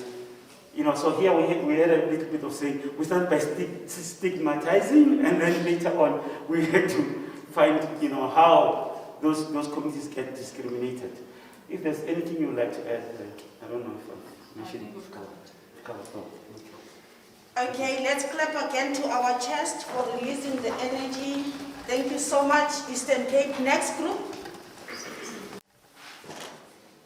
So Eastern Cape or Free State are going to share with us their analysis on the root causes politically, socially, economically, technologically, and environmentally of discrimination. What are the root causes of discrimination at a political, social, economic, and otherwise? Thank you. All right, without any waste of time, we as Free State, we are the place of roses. Under the political parapet, we have social economic discrimination. What do we mean by that? Rich and poor people are not treated the same. Like for example, I'm making a reference, if you are rich in any facility, you'll be given a priority to be assisted quicker than others.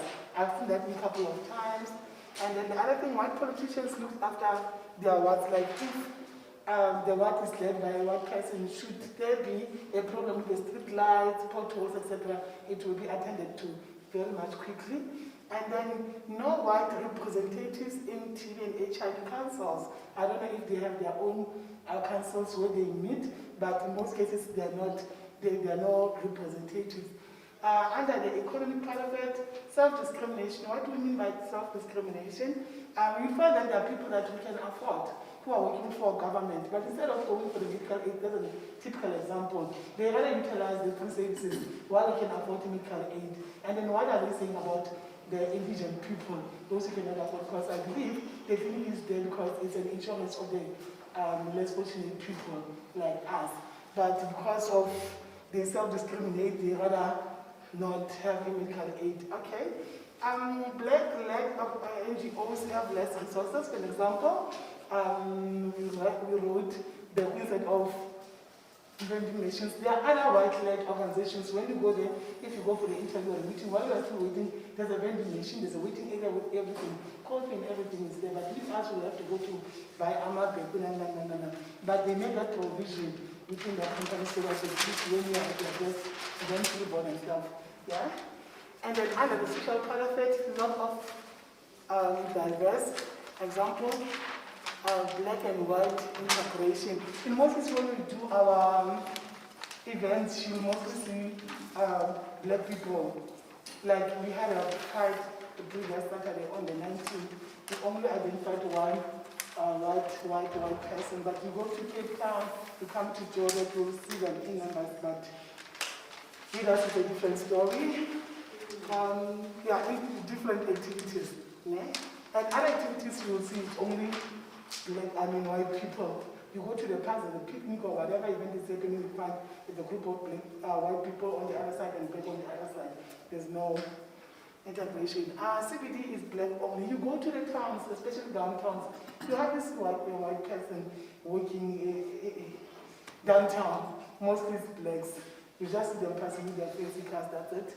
And then coming to the technological part of it, like the Taban 2, you will find when you are in certain areas like Bloemfontein, the network will become richer, but you come to Tabelo. I've even made example with my section, I'm saying section M. Even if you're not, okay, let me say you're coming to me, even before you get to M section, then you have reached your destination, or even if you're within M section, then the coordinates of the network is really, really bad, and other parts of Tabanchu as well. Okay. The other thing technologically, it seems like WhatsApp is for us blacks, because most of us, to say, we don't do Zoom meetings, and we find other platforms to be not accessible in a way. So in essence, we are self-discriminating ourselves, yeah? And then ambulances takes long to reach the township. You call the emergency number, it will take time to respond, but let me tell you one thing, EMS, yeah? 911 and others, which are white-led, you call now, they respond to that. They'll even send a chopper if it need be. Okay, environmental, let me give it to the Senate. We just think that we live in a racist province still. We have a place where we can feel it, that we never see white people. In anything that's there, it's either for black people only. And we're actually even wondering, where are the white people? Do they even have TB? We don't see them standing in queues. We don't see them at all. So we feel like our environment, it's made us feel like we are the only ones with this disease. Our environment, our services are very slow. If you can compare, if you're in the location, you're going to see that rubbish hasn't been collected in a long time, but it's the same day in town and the rubbish is gone. So we really think that our environment, it's segregating the blacks and the white from services. That's it. Yeah.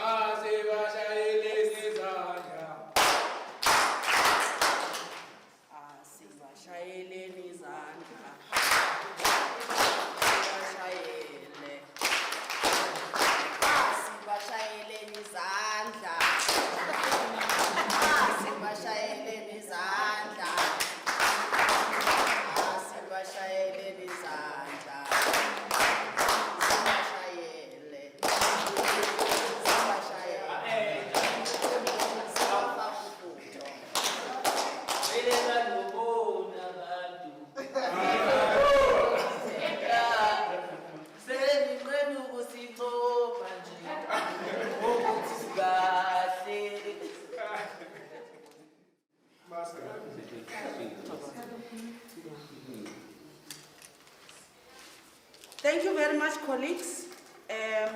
What's striking me about the analysis of Free State, there was an incident in a town where white farmers murdered a boy or two boys because they were stealing sunflower. Yeah, Senegal. In Senegal. When I went there, because we were asked to come mediate, for the first time we went to a Dutch Reformed Church. That was the venue in the afternoon. We were told it's for the first time that blacks and whites are coming in a same meeting room and talk to each other. It was for the first time. That was around 2016, I think, when that incident happened. I was shocked. Okay. Thank you. Over to KZN. Let's hear about the root causes of discrimination.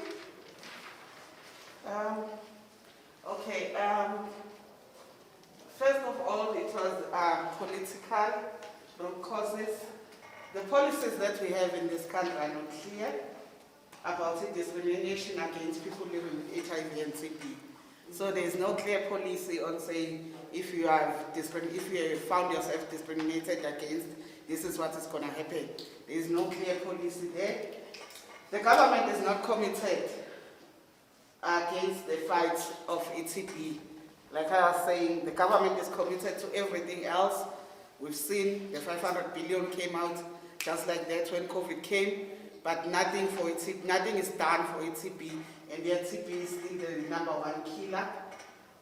There's no vaccine, there's nothing that is being done just to make our lives easier in the fight against the TB. They do not deliver on their commitments. They come up with their manifest when there's elections, but when it's time to deliver, there's nothing. Also, what happened to NHI policy? I don't know. It was there and it's quiet now. We don't know what is happening. Economically, people with TB, they are often discriminated at workplaces because once you fail your medical test, you don't get hired. And while you not get hired, also you do not qualify for a grant because you are not disabled. You just have TB. Also, pharmaceutical companies and researchers, I feel TB and HIV is a money-making scheme for them. They come up with the new research, new medication that will make life easier, but there's no vaccine to prevent the TB or HIV. There's no cure for both diseases. TB you can cure, but you can still get it at a later stage because there is no vaccine to prevent it from you conducting the HIV and TB. Then socially, I really believe that it's a lack of knowledge that causes the discrimination for people living with HIV and TB in our communities. Once we need to push on the campaigns of treatment literacy educations. We have really died down on those. We really need to push because knowledge is the key. Technologically, our technology is not yet advanced in a way that can protect people living with HIV and TB. Poverty, environment. Oh, okay, another one for social. HIV and TB, it's still a black face. It's a black, poor face. I'm not even sure when we do the 1999, if we take into considerations people who are on medical aid, who are taking ARVs, or those who are initiated and those who are on medical aid. But when you talk about HIV in South Africa, it's a poor black South African. Environmentally, like as I was saying, it's poor. Poverty is overlined with its HIV and TB. Our healthcare facilities, they are small. They can't maintain the population. So I'm not sure when they build the facility itself, because of stigma, people move from their own places where they are supposed to fetch treatment and come to other clinics. So you found other clinics are overcrowded with the people. Also, we have, it goes to economical, I'm sorry, we just put it at the end. Food soldiers, those community healthcare workers, they are the ones who are paid lowest local, yet they are the ones who are exposed. They go to households. They are the one who deals firsthand with TB and HIV patients, and yet they are the one who are lowest paid. And they go on foods. And when they conduct, if they are from UDOH or DSW, UDSD, I mean, if UDSD says I don't have a car to go there, they don't. But they are expected to travel on foot and go to that place. Thank you.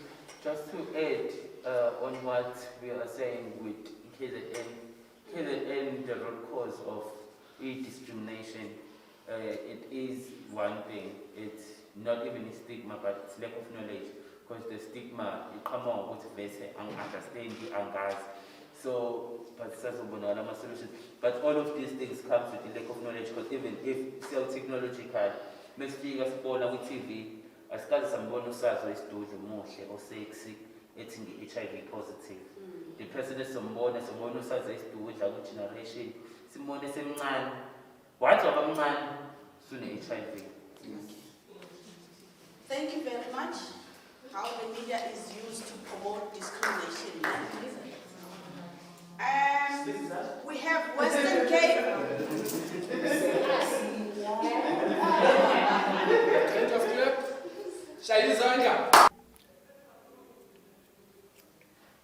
This is my river of life. My name is Anati.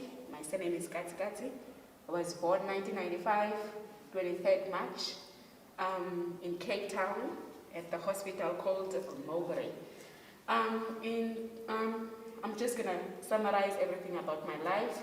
In 2000, 1st January, I was sexually violated but I conquered that rave. So yeah, as life go on, I decided to move from that area where I was sexually violated. Later on in 2013, this is the year I passed my grade 12, and this is the year where I celebrated my life.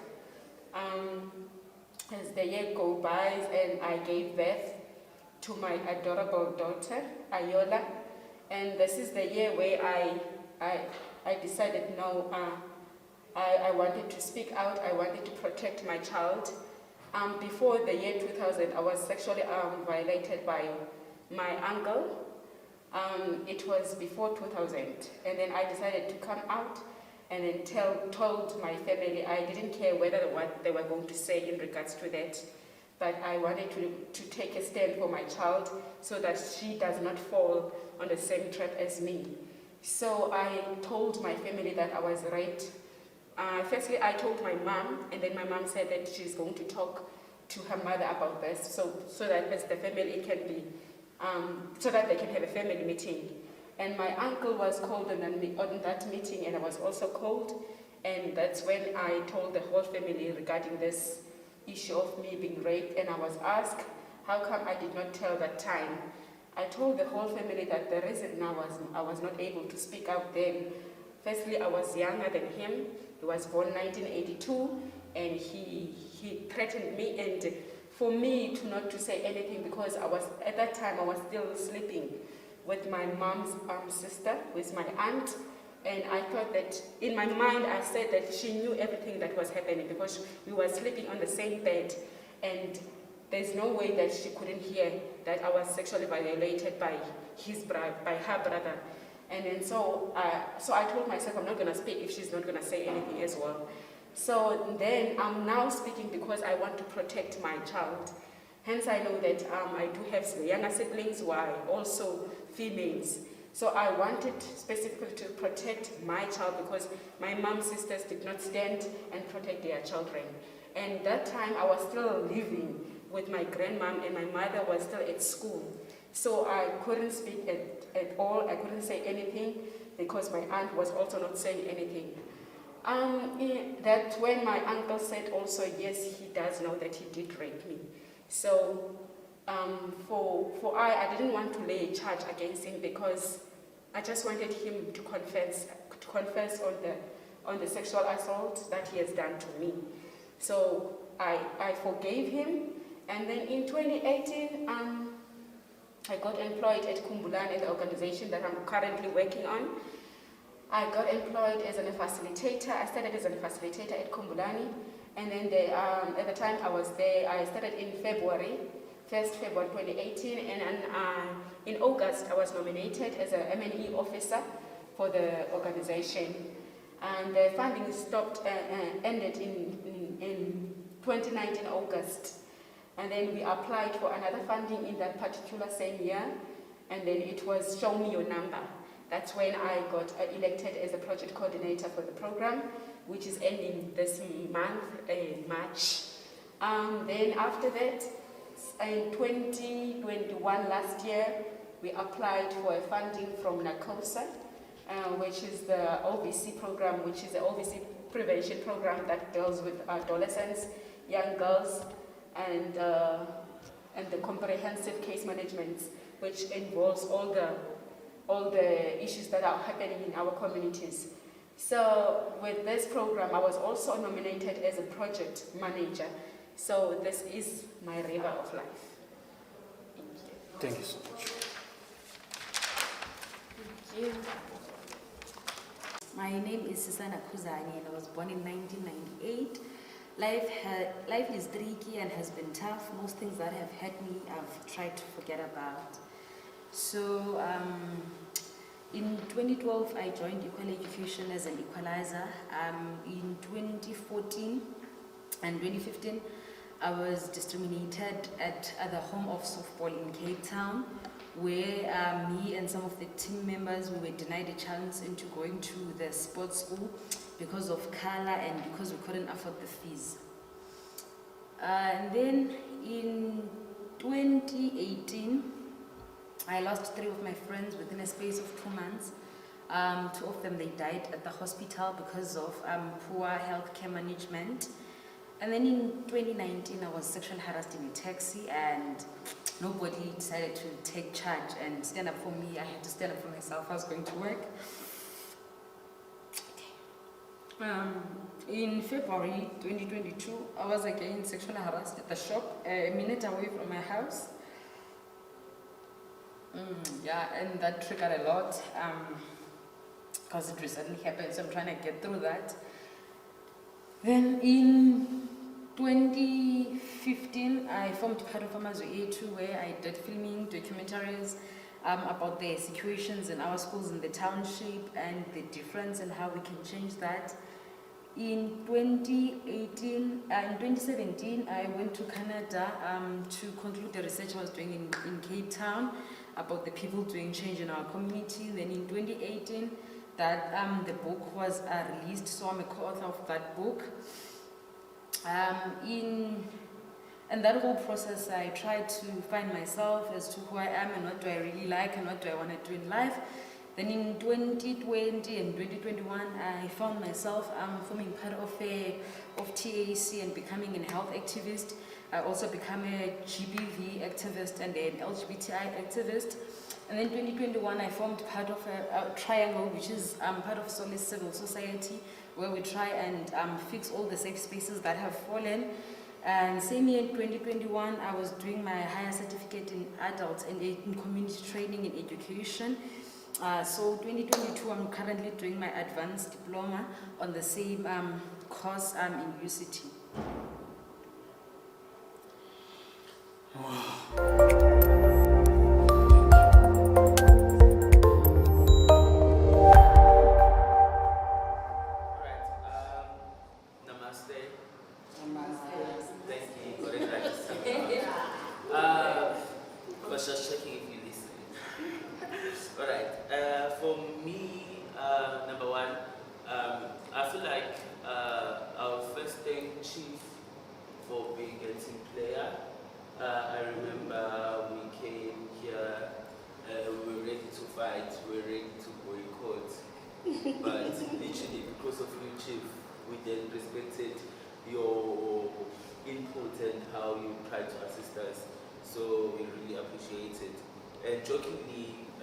In our chillers last night, we actually talked about it, saying it was a blessing in disguise being stuck at the airport for those hours that we stayed there, because we actually got time to bond, and we got time to actually know each other without knowing each other. Before we even did the head, they already knew who was taught, man.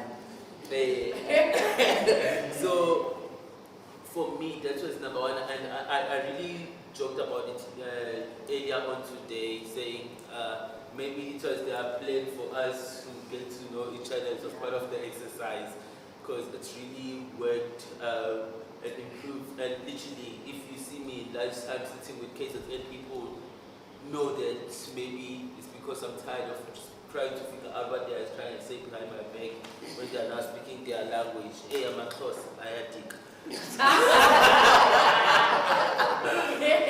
And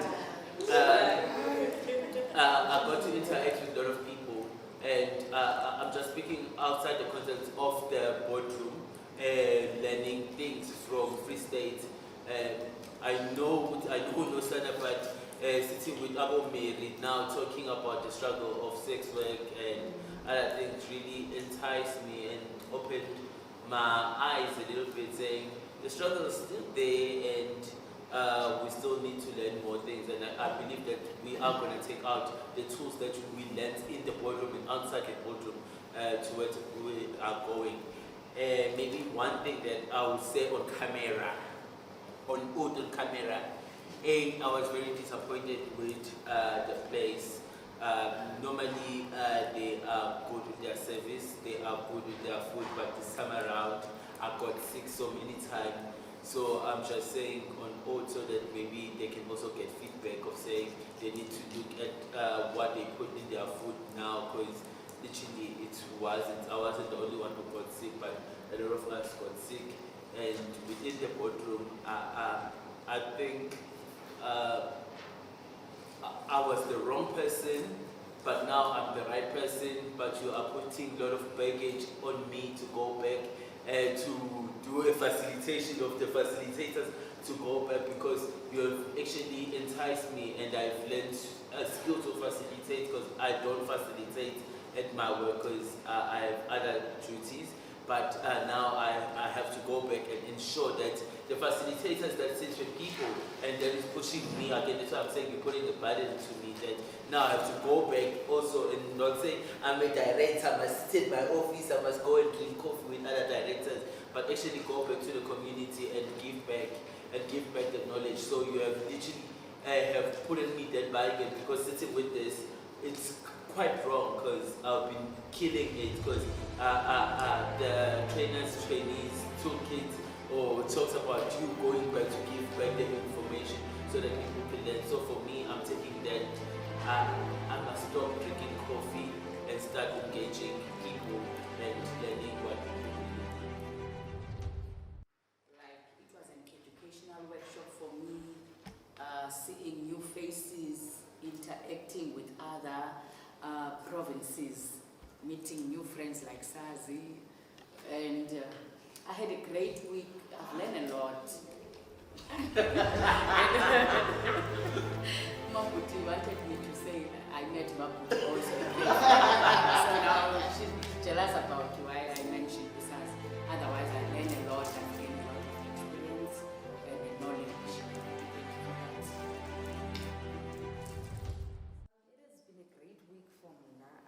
I think I learned a lot of things and sort of unlearned some of the things that I thought I knew.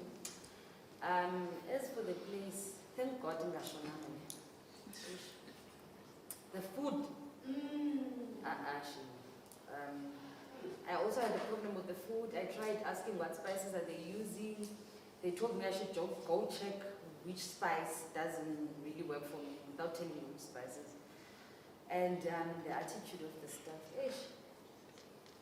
But actually the stay was nice, sitting with nice people here, beautiful hands. Yeah, I met Sazi 3 times before. I met Sazi here. And then I met Maputi. My friend, are you okay? Is your flight sorted? Is your flight sorted, John? Okay, at least we are sorted. Yeah. Yeah, so everything else was okay. I actually enjoyed the facilitation. I stole the hand introduction thing when I use it. Yeah, that they will come for caring and looking after us, and to the company for making sure that we are working.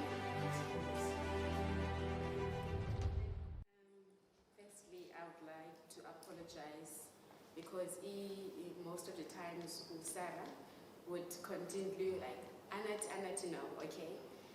For that, other than that, I feel very happy for meeting such wonderful souls. Because sometimes you get to meet abantu with different attitudes, and you link spirit sakho nabo, and their spirit as well don't link. But within this group, I didn't get that anyhow, and I get to celebrate a birthday yam with them. It was my first time to celebrate a birthday yam out of my family, and I used to work with Uzandi, but I never connected with her. We would see each other, but I linked with her, and it was like I've known her for a long time, and also finding out that she's from the same eastern area with me in Lady Frey. Didn't know that as well. So in regards to the food, it's something else as well. Serving us the same fruit salad and yogurts. Like it's in and with the facilitator, I'm very happy to be facilitated by Usara, because she's one of the people that I usually watch. Well, because every time before I go to work, I watch Morning Live.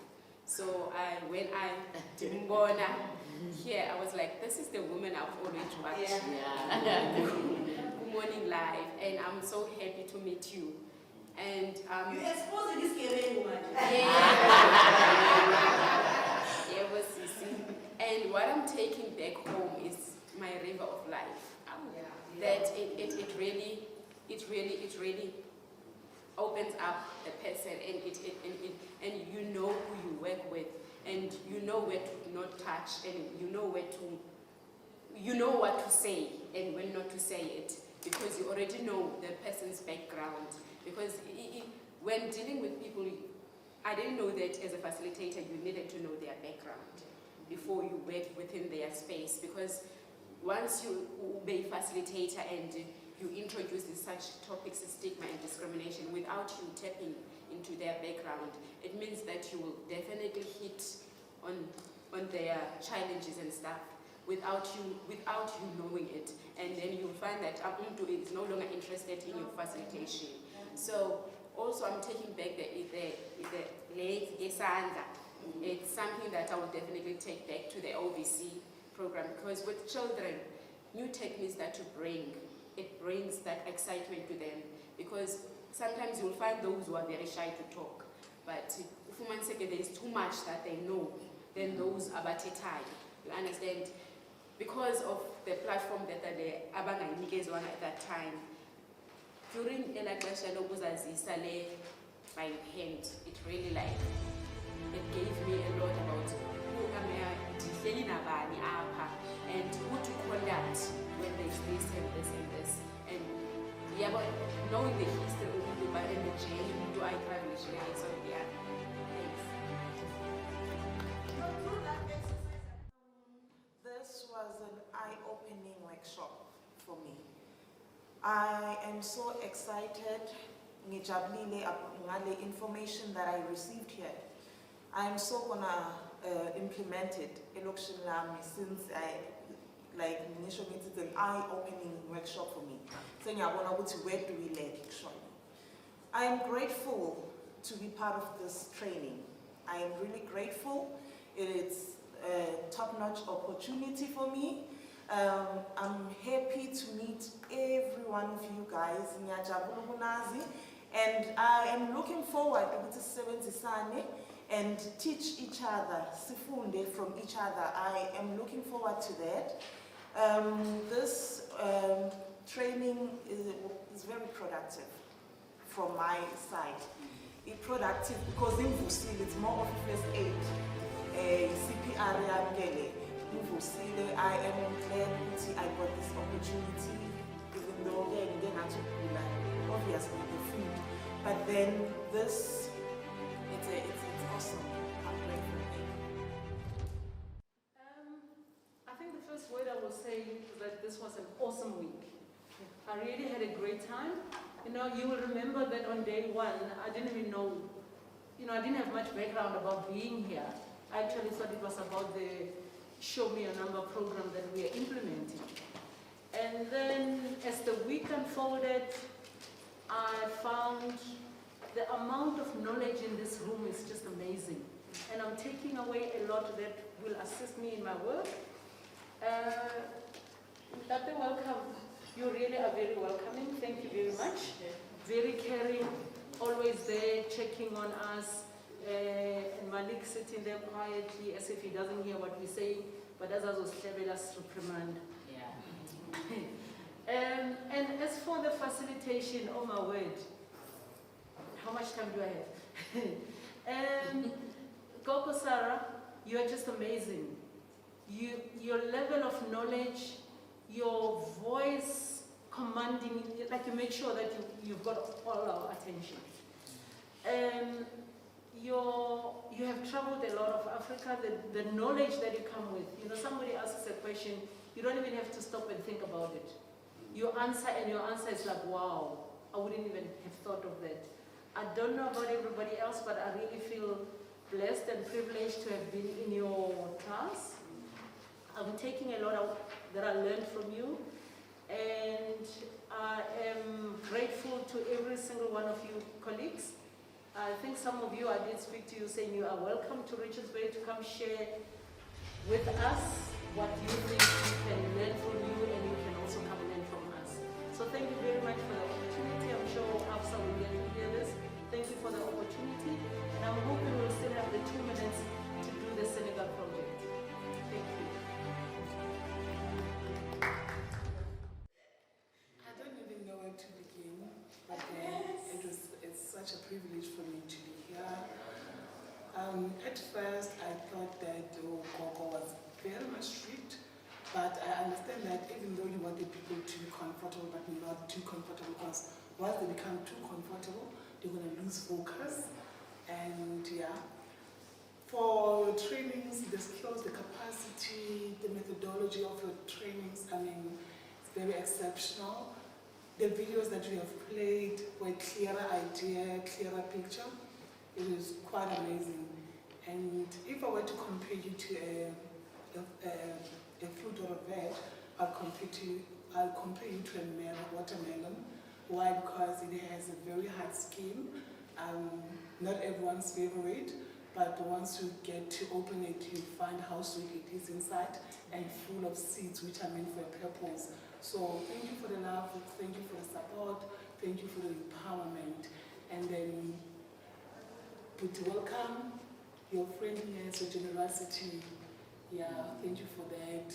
Mr. Cameraman, you've been so sweet, like she has indicated, where you sit there pretending as if you don't hear a thing, but actually not the camera is doing the whole job but yourself. Yeah, it's really up to you for that.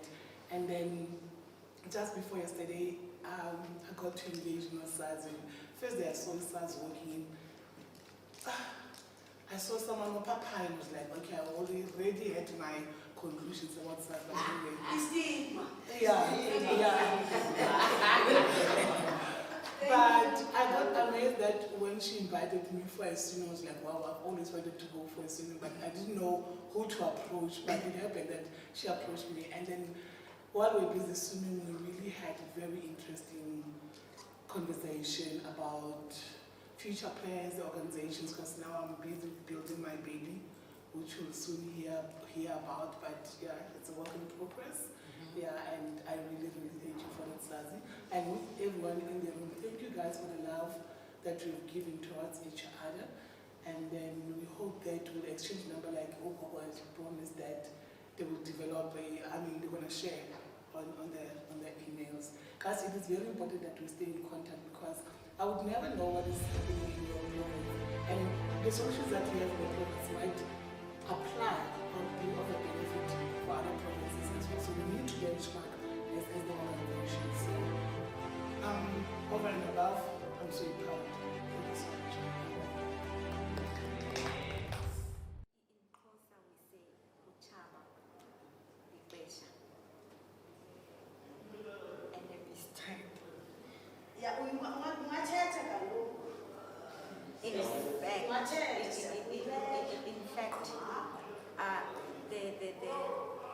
The fact that I'll be living earlier than other people, for me, it's not a problem. I managed to interact with everyone in this hall. Everyone. I was worried saying I missed the cameraman. Then I said, no ma'am, I did, and I have a strong interaction with them in terms of the work that we've been addressing here. Sarah, you've got a passion in terms of the work that you are doing. I was thinking, and then Unati mentioned that it's the woman that we always see on TV. And then I said, yes, that's why this woman, because I love that woman I used to see, but now I managed to see you, you see. And the other thing, I was asking myself, it's a master training, but I'm having papers. Where are those posh manuals? But I said, no, man. Posh manuals for me, it's nothing, because the information, the rich information that I got here, for me, it's more than the the manuals, the binded manuals that we usually get when we are attending these workshops. I will plow back the information that and the skills that I received here.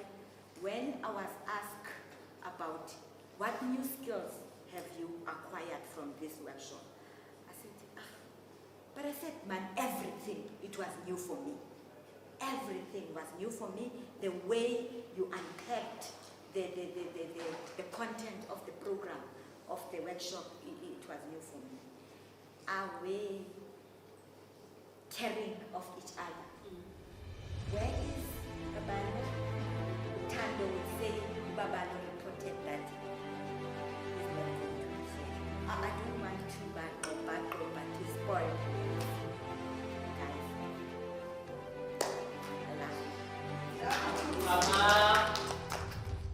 Okay, guys. I love you all, guys. And then number one, I would like to thank my driver, Chief. Thank you very much. If it was not because of you, I would never be here. And then Chief was my transporter, my shuttle from Bethlehem to the airport. So he did call me from Friday till he picked me up on Sunday. So Chief, I say thank you very much for caring. And then another thing, guys, my heart is broken when I leave you. I have a new family because I think maybe I will get new guidance from you. Don't think you know it all. I was thinking maybe I know. I didn't know nothing. And then I will say to facilitator, thank you very much. You teach me a lot. Because if I was not here, I was mixing stigma and discrimination as a human rights defender. But from now on, I know where is the difference between them two. So the thing that I will say it was, this training put my job at risk because of, I didn't even care about my job. Because of, I didn't even want to miss even one part. So I have to lie and say network. So I forgot that the sector that I'm in, usually we are using this place. So the management know this place. So they say, from when that place doesn't have network, I have to come clean yesterday and say, I could not miss that training. That training was wow. So they say, you have to come clean and told us. Because I can't even go to a bathroom because I thought I can do pause. And when I come back, I will say, start again, sir, to the first place. So this training, it even cost me to come in Joburg, back in Joburg on Sunday. They say, your punishment, you will be here again on Sunday. I'm going to Free State today, coming back on Sunday, so that I can finish my report in Johannesburg next week. So I would like to say thank you very much. Your training put a lot in my head, in my heart. What I'm going to deliver when I go back. I'm usually doing the workshop. I'm the one who's facilitating in Free State from my sector. So I thought I knew. Until now, I knew what I'm going to do when I go back there. So, what you are gaining here, don't keep it to yourself. Just go and deliver to other ones back with home. So, like I said, let's keep in touch so that we can solve, because our problems are the same. So, I would like to say thank you, cameraman. Thank you, Tata, welcome. Usually you say Free State, hello. So, I will say thank you very much for caring. Cameraman, thank you very much. Team, I love you. It is very hard to leave you guys. But I can just say this, guys. Yesterday we did make a commitment to said how we are starting a movement. So I can say to you that it was not a joke. After a lesson of yesterday, during the TB day, a TB day class, and TB day discussions, a deeper HIV and AIDS, ARV background and so on. I started to realize that sometimes we have been ignoring the serious thing in our lives, like a TB. So what I want to say to you guys is, let's do this, guys. Let's start this movement. Let's push this movement. Let's end it as we did with COVID. Let's start to be serious to fight this. It has been killed our parents. Some of us, we don't have families because of this thing. Some of us, we are suffering because of MDR and XDR. The clinics have been closed because of the people who are not caring of people who are living with HIV and TB. So guys, what I want to say to you guys, let's stand up and fight for this TB. The movement, Nessa Gogo, I'm in, and I'm begging all of you guys to join us and to fight this, and to make this movement work. Okay. Otherwise, I like to thank you all. Like what Teresa said, that I love you all. And I hope that we'll meet soon, very, very soon, in this struggle of fighting with stigma and discrimination in all areas. Thank you. Thank you, Global. Thank you, Mr. Welcome. Mr. Welcome. Seems like I can say nice man. Thank you, Camilla.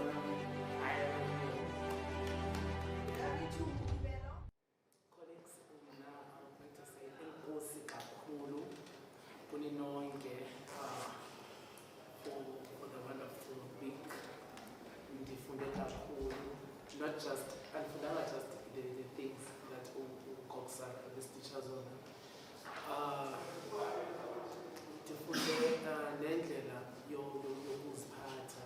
For example, abantu abadala that engihlala nabo mhlawumbe for lunch okanye nje after i-training, and then we'll have i-conversation nje eziphulileyo, but in umoya wenu, like abantu abadala abazithathayo bafike bazibeke like to 11 yomntana enguye, nifundise indlela yokuzazi yoziphatha.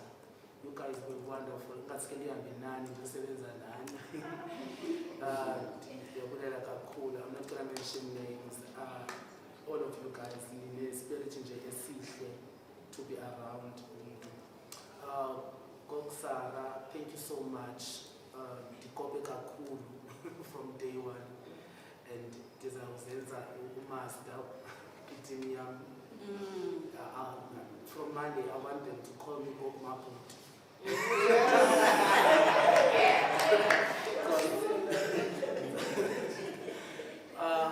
Welcome. Oh, thank you. You're so sweet. To come here and to friends, guys, thank you so much.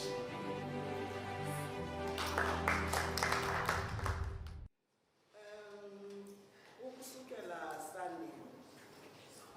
Sunday we came up as a car. Siqonda asisafunda no class kakade because of indlela esithetheke ngayo. Ungabe nanto okhwele e-airport. Then sasixelele into yobana kwaloo training siza kuyo because asikhathalelwanga. Kanti into yobana sifike sekulate i-training seyikuqala. But izinto esizixelele ukuba ngaloo training sithe sawufika ngaphakathi. We forget about izinto ebezisehlele nezinto esithe sizawuzenza.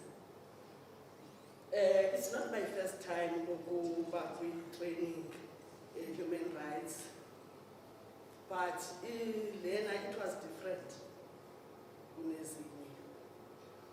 I never see facilitators or facilitated a couple and club or a someone.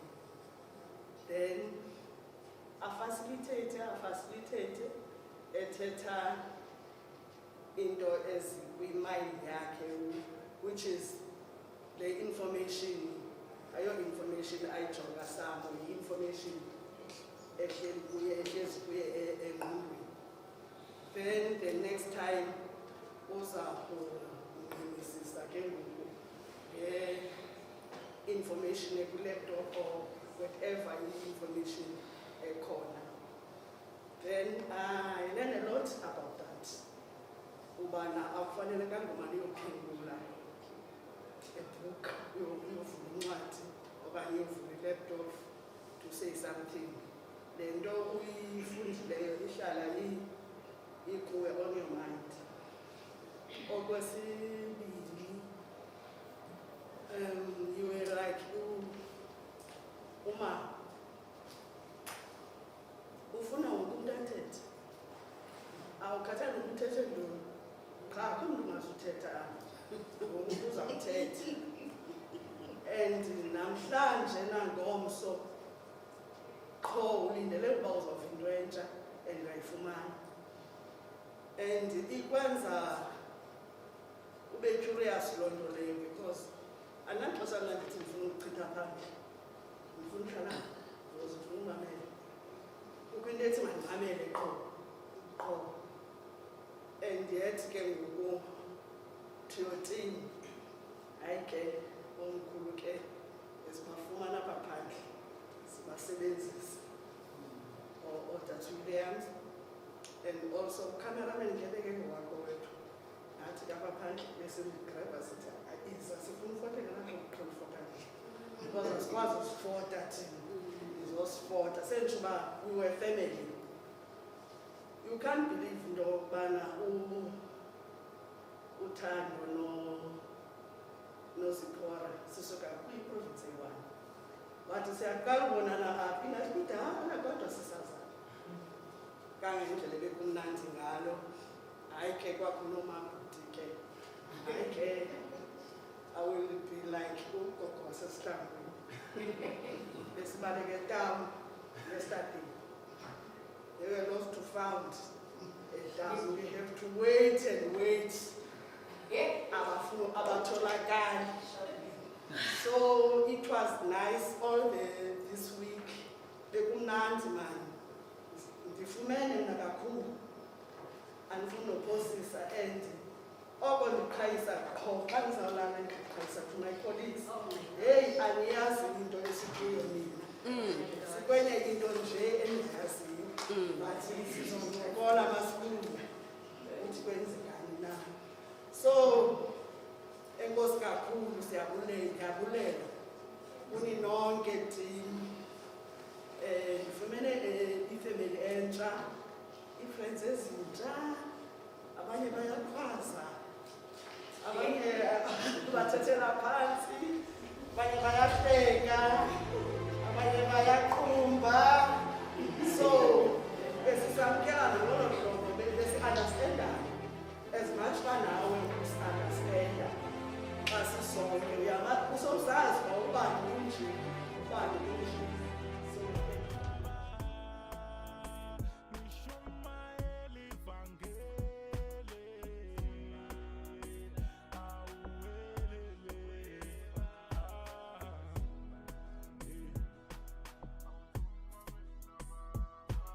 Father God, it's me, your son, when uneplan ngempilo yami. Had a stroke at 17, wasn't for you. Nalengoma gaba yikhondando yakho mayenzeke, man, I pray every day. Nale track ngiyayithuma, my wish inhlebe zabantu ihlanganise zonke izizwe. Umfundisi acule yona makashumayela.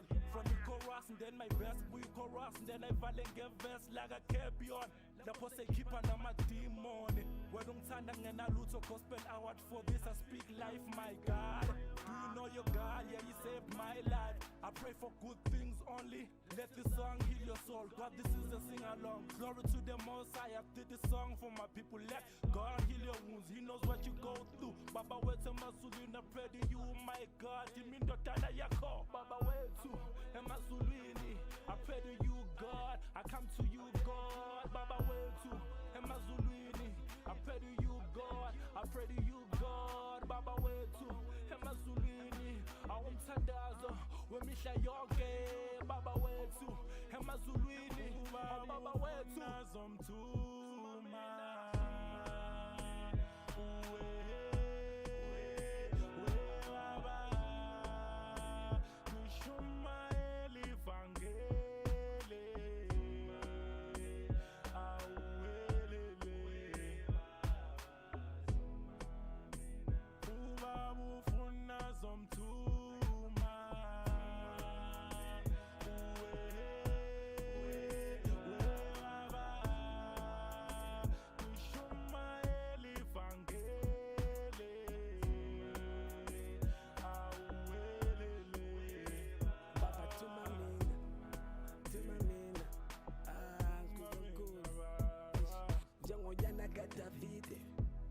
Izono zethu emnqamlezweni bohlazo eGolgotha thuma mina baba thuma mina baba njengomose yokhipha ingane zakhe eGibhithe izene lobucela thuma mina baba please thuma mina baba ngiyathumela noma legodo ngithume kulolu khango ithunzi lobumnyama ngikwesaba ngoba ngiyazi ukuthi wena isibane sami baba uzangikhanyisela baba uma kunyukela uzonginika udondolo lwakho ngikhuphukele ntaba ngoba intonga yakho ingumsimelelo wami ezimene ezifana nazo lezi baba thuma mina baba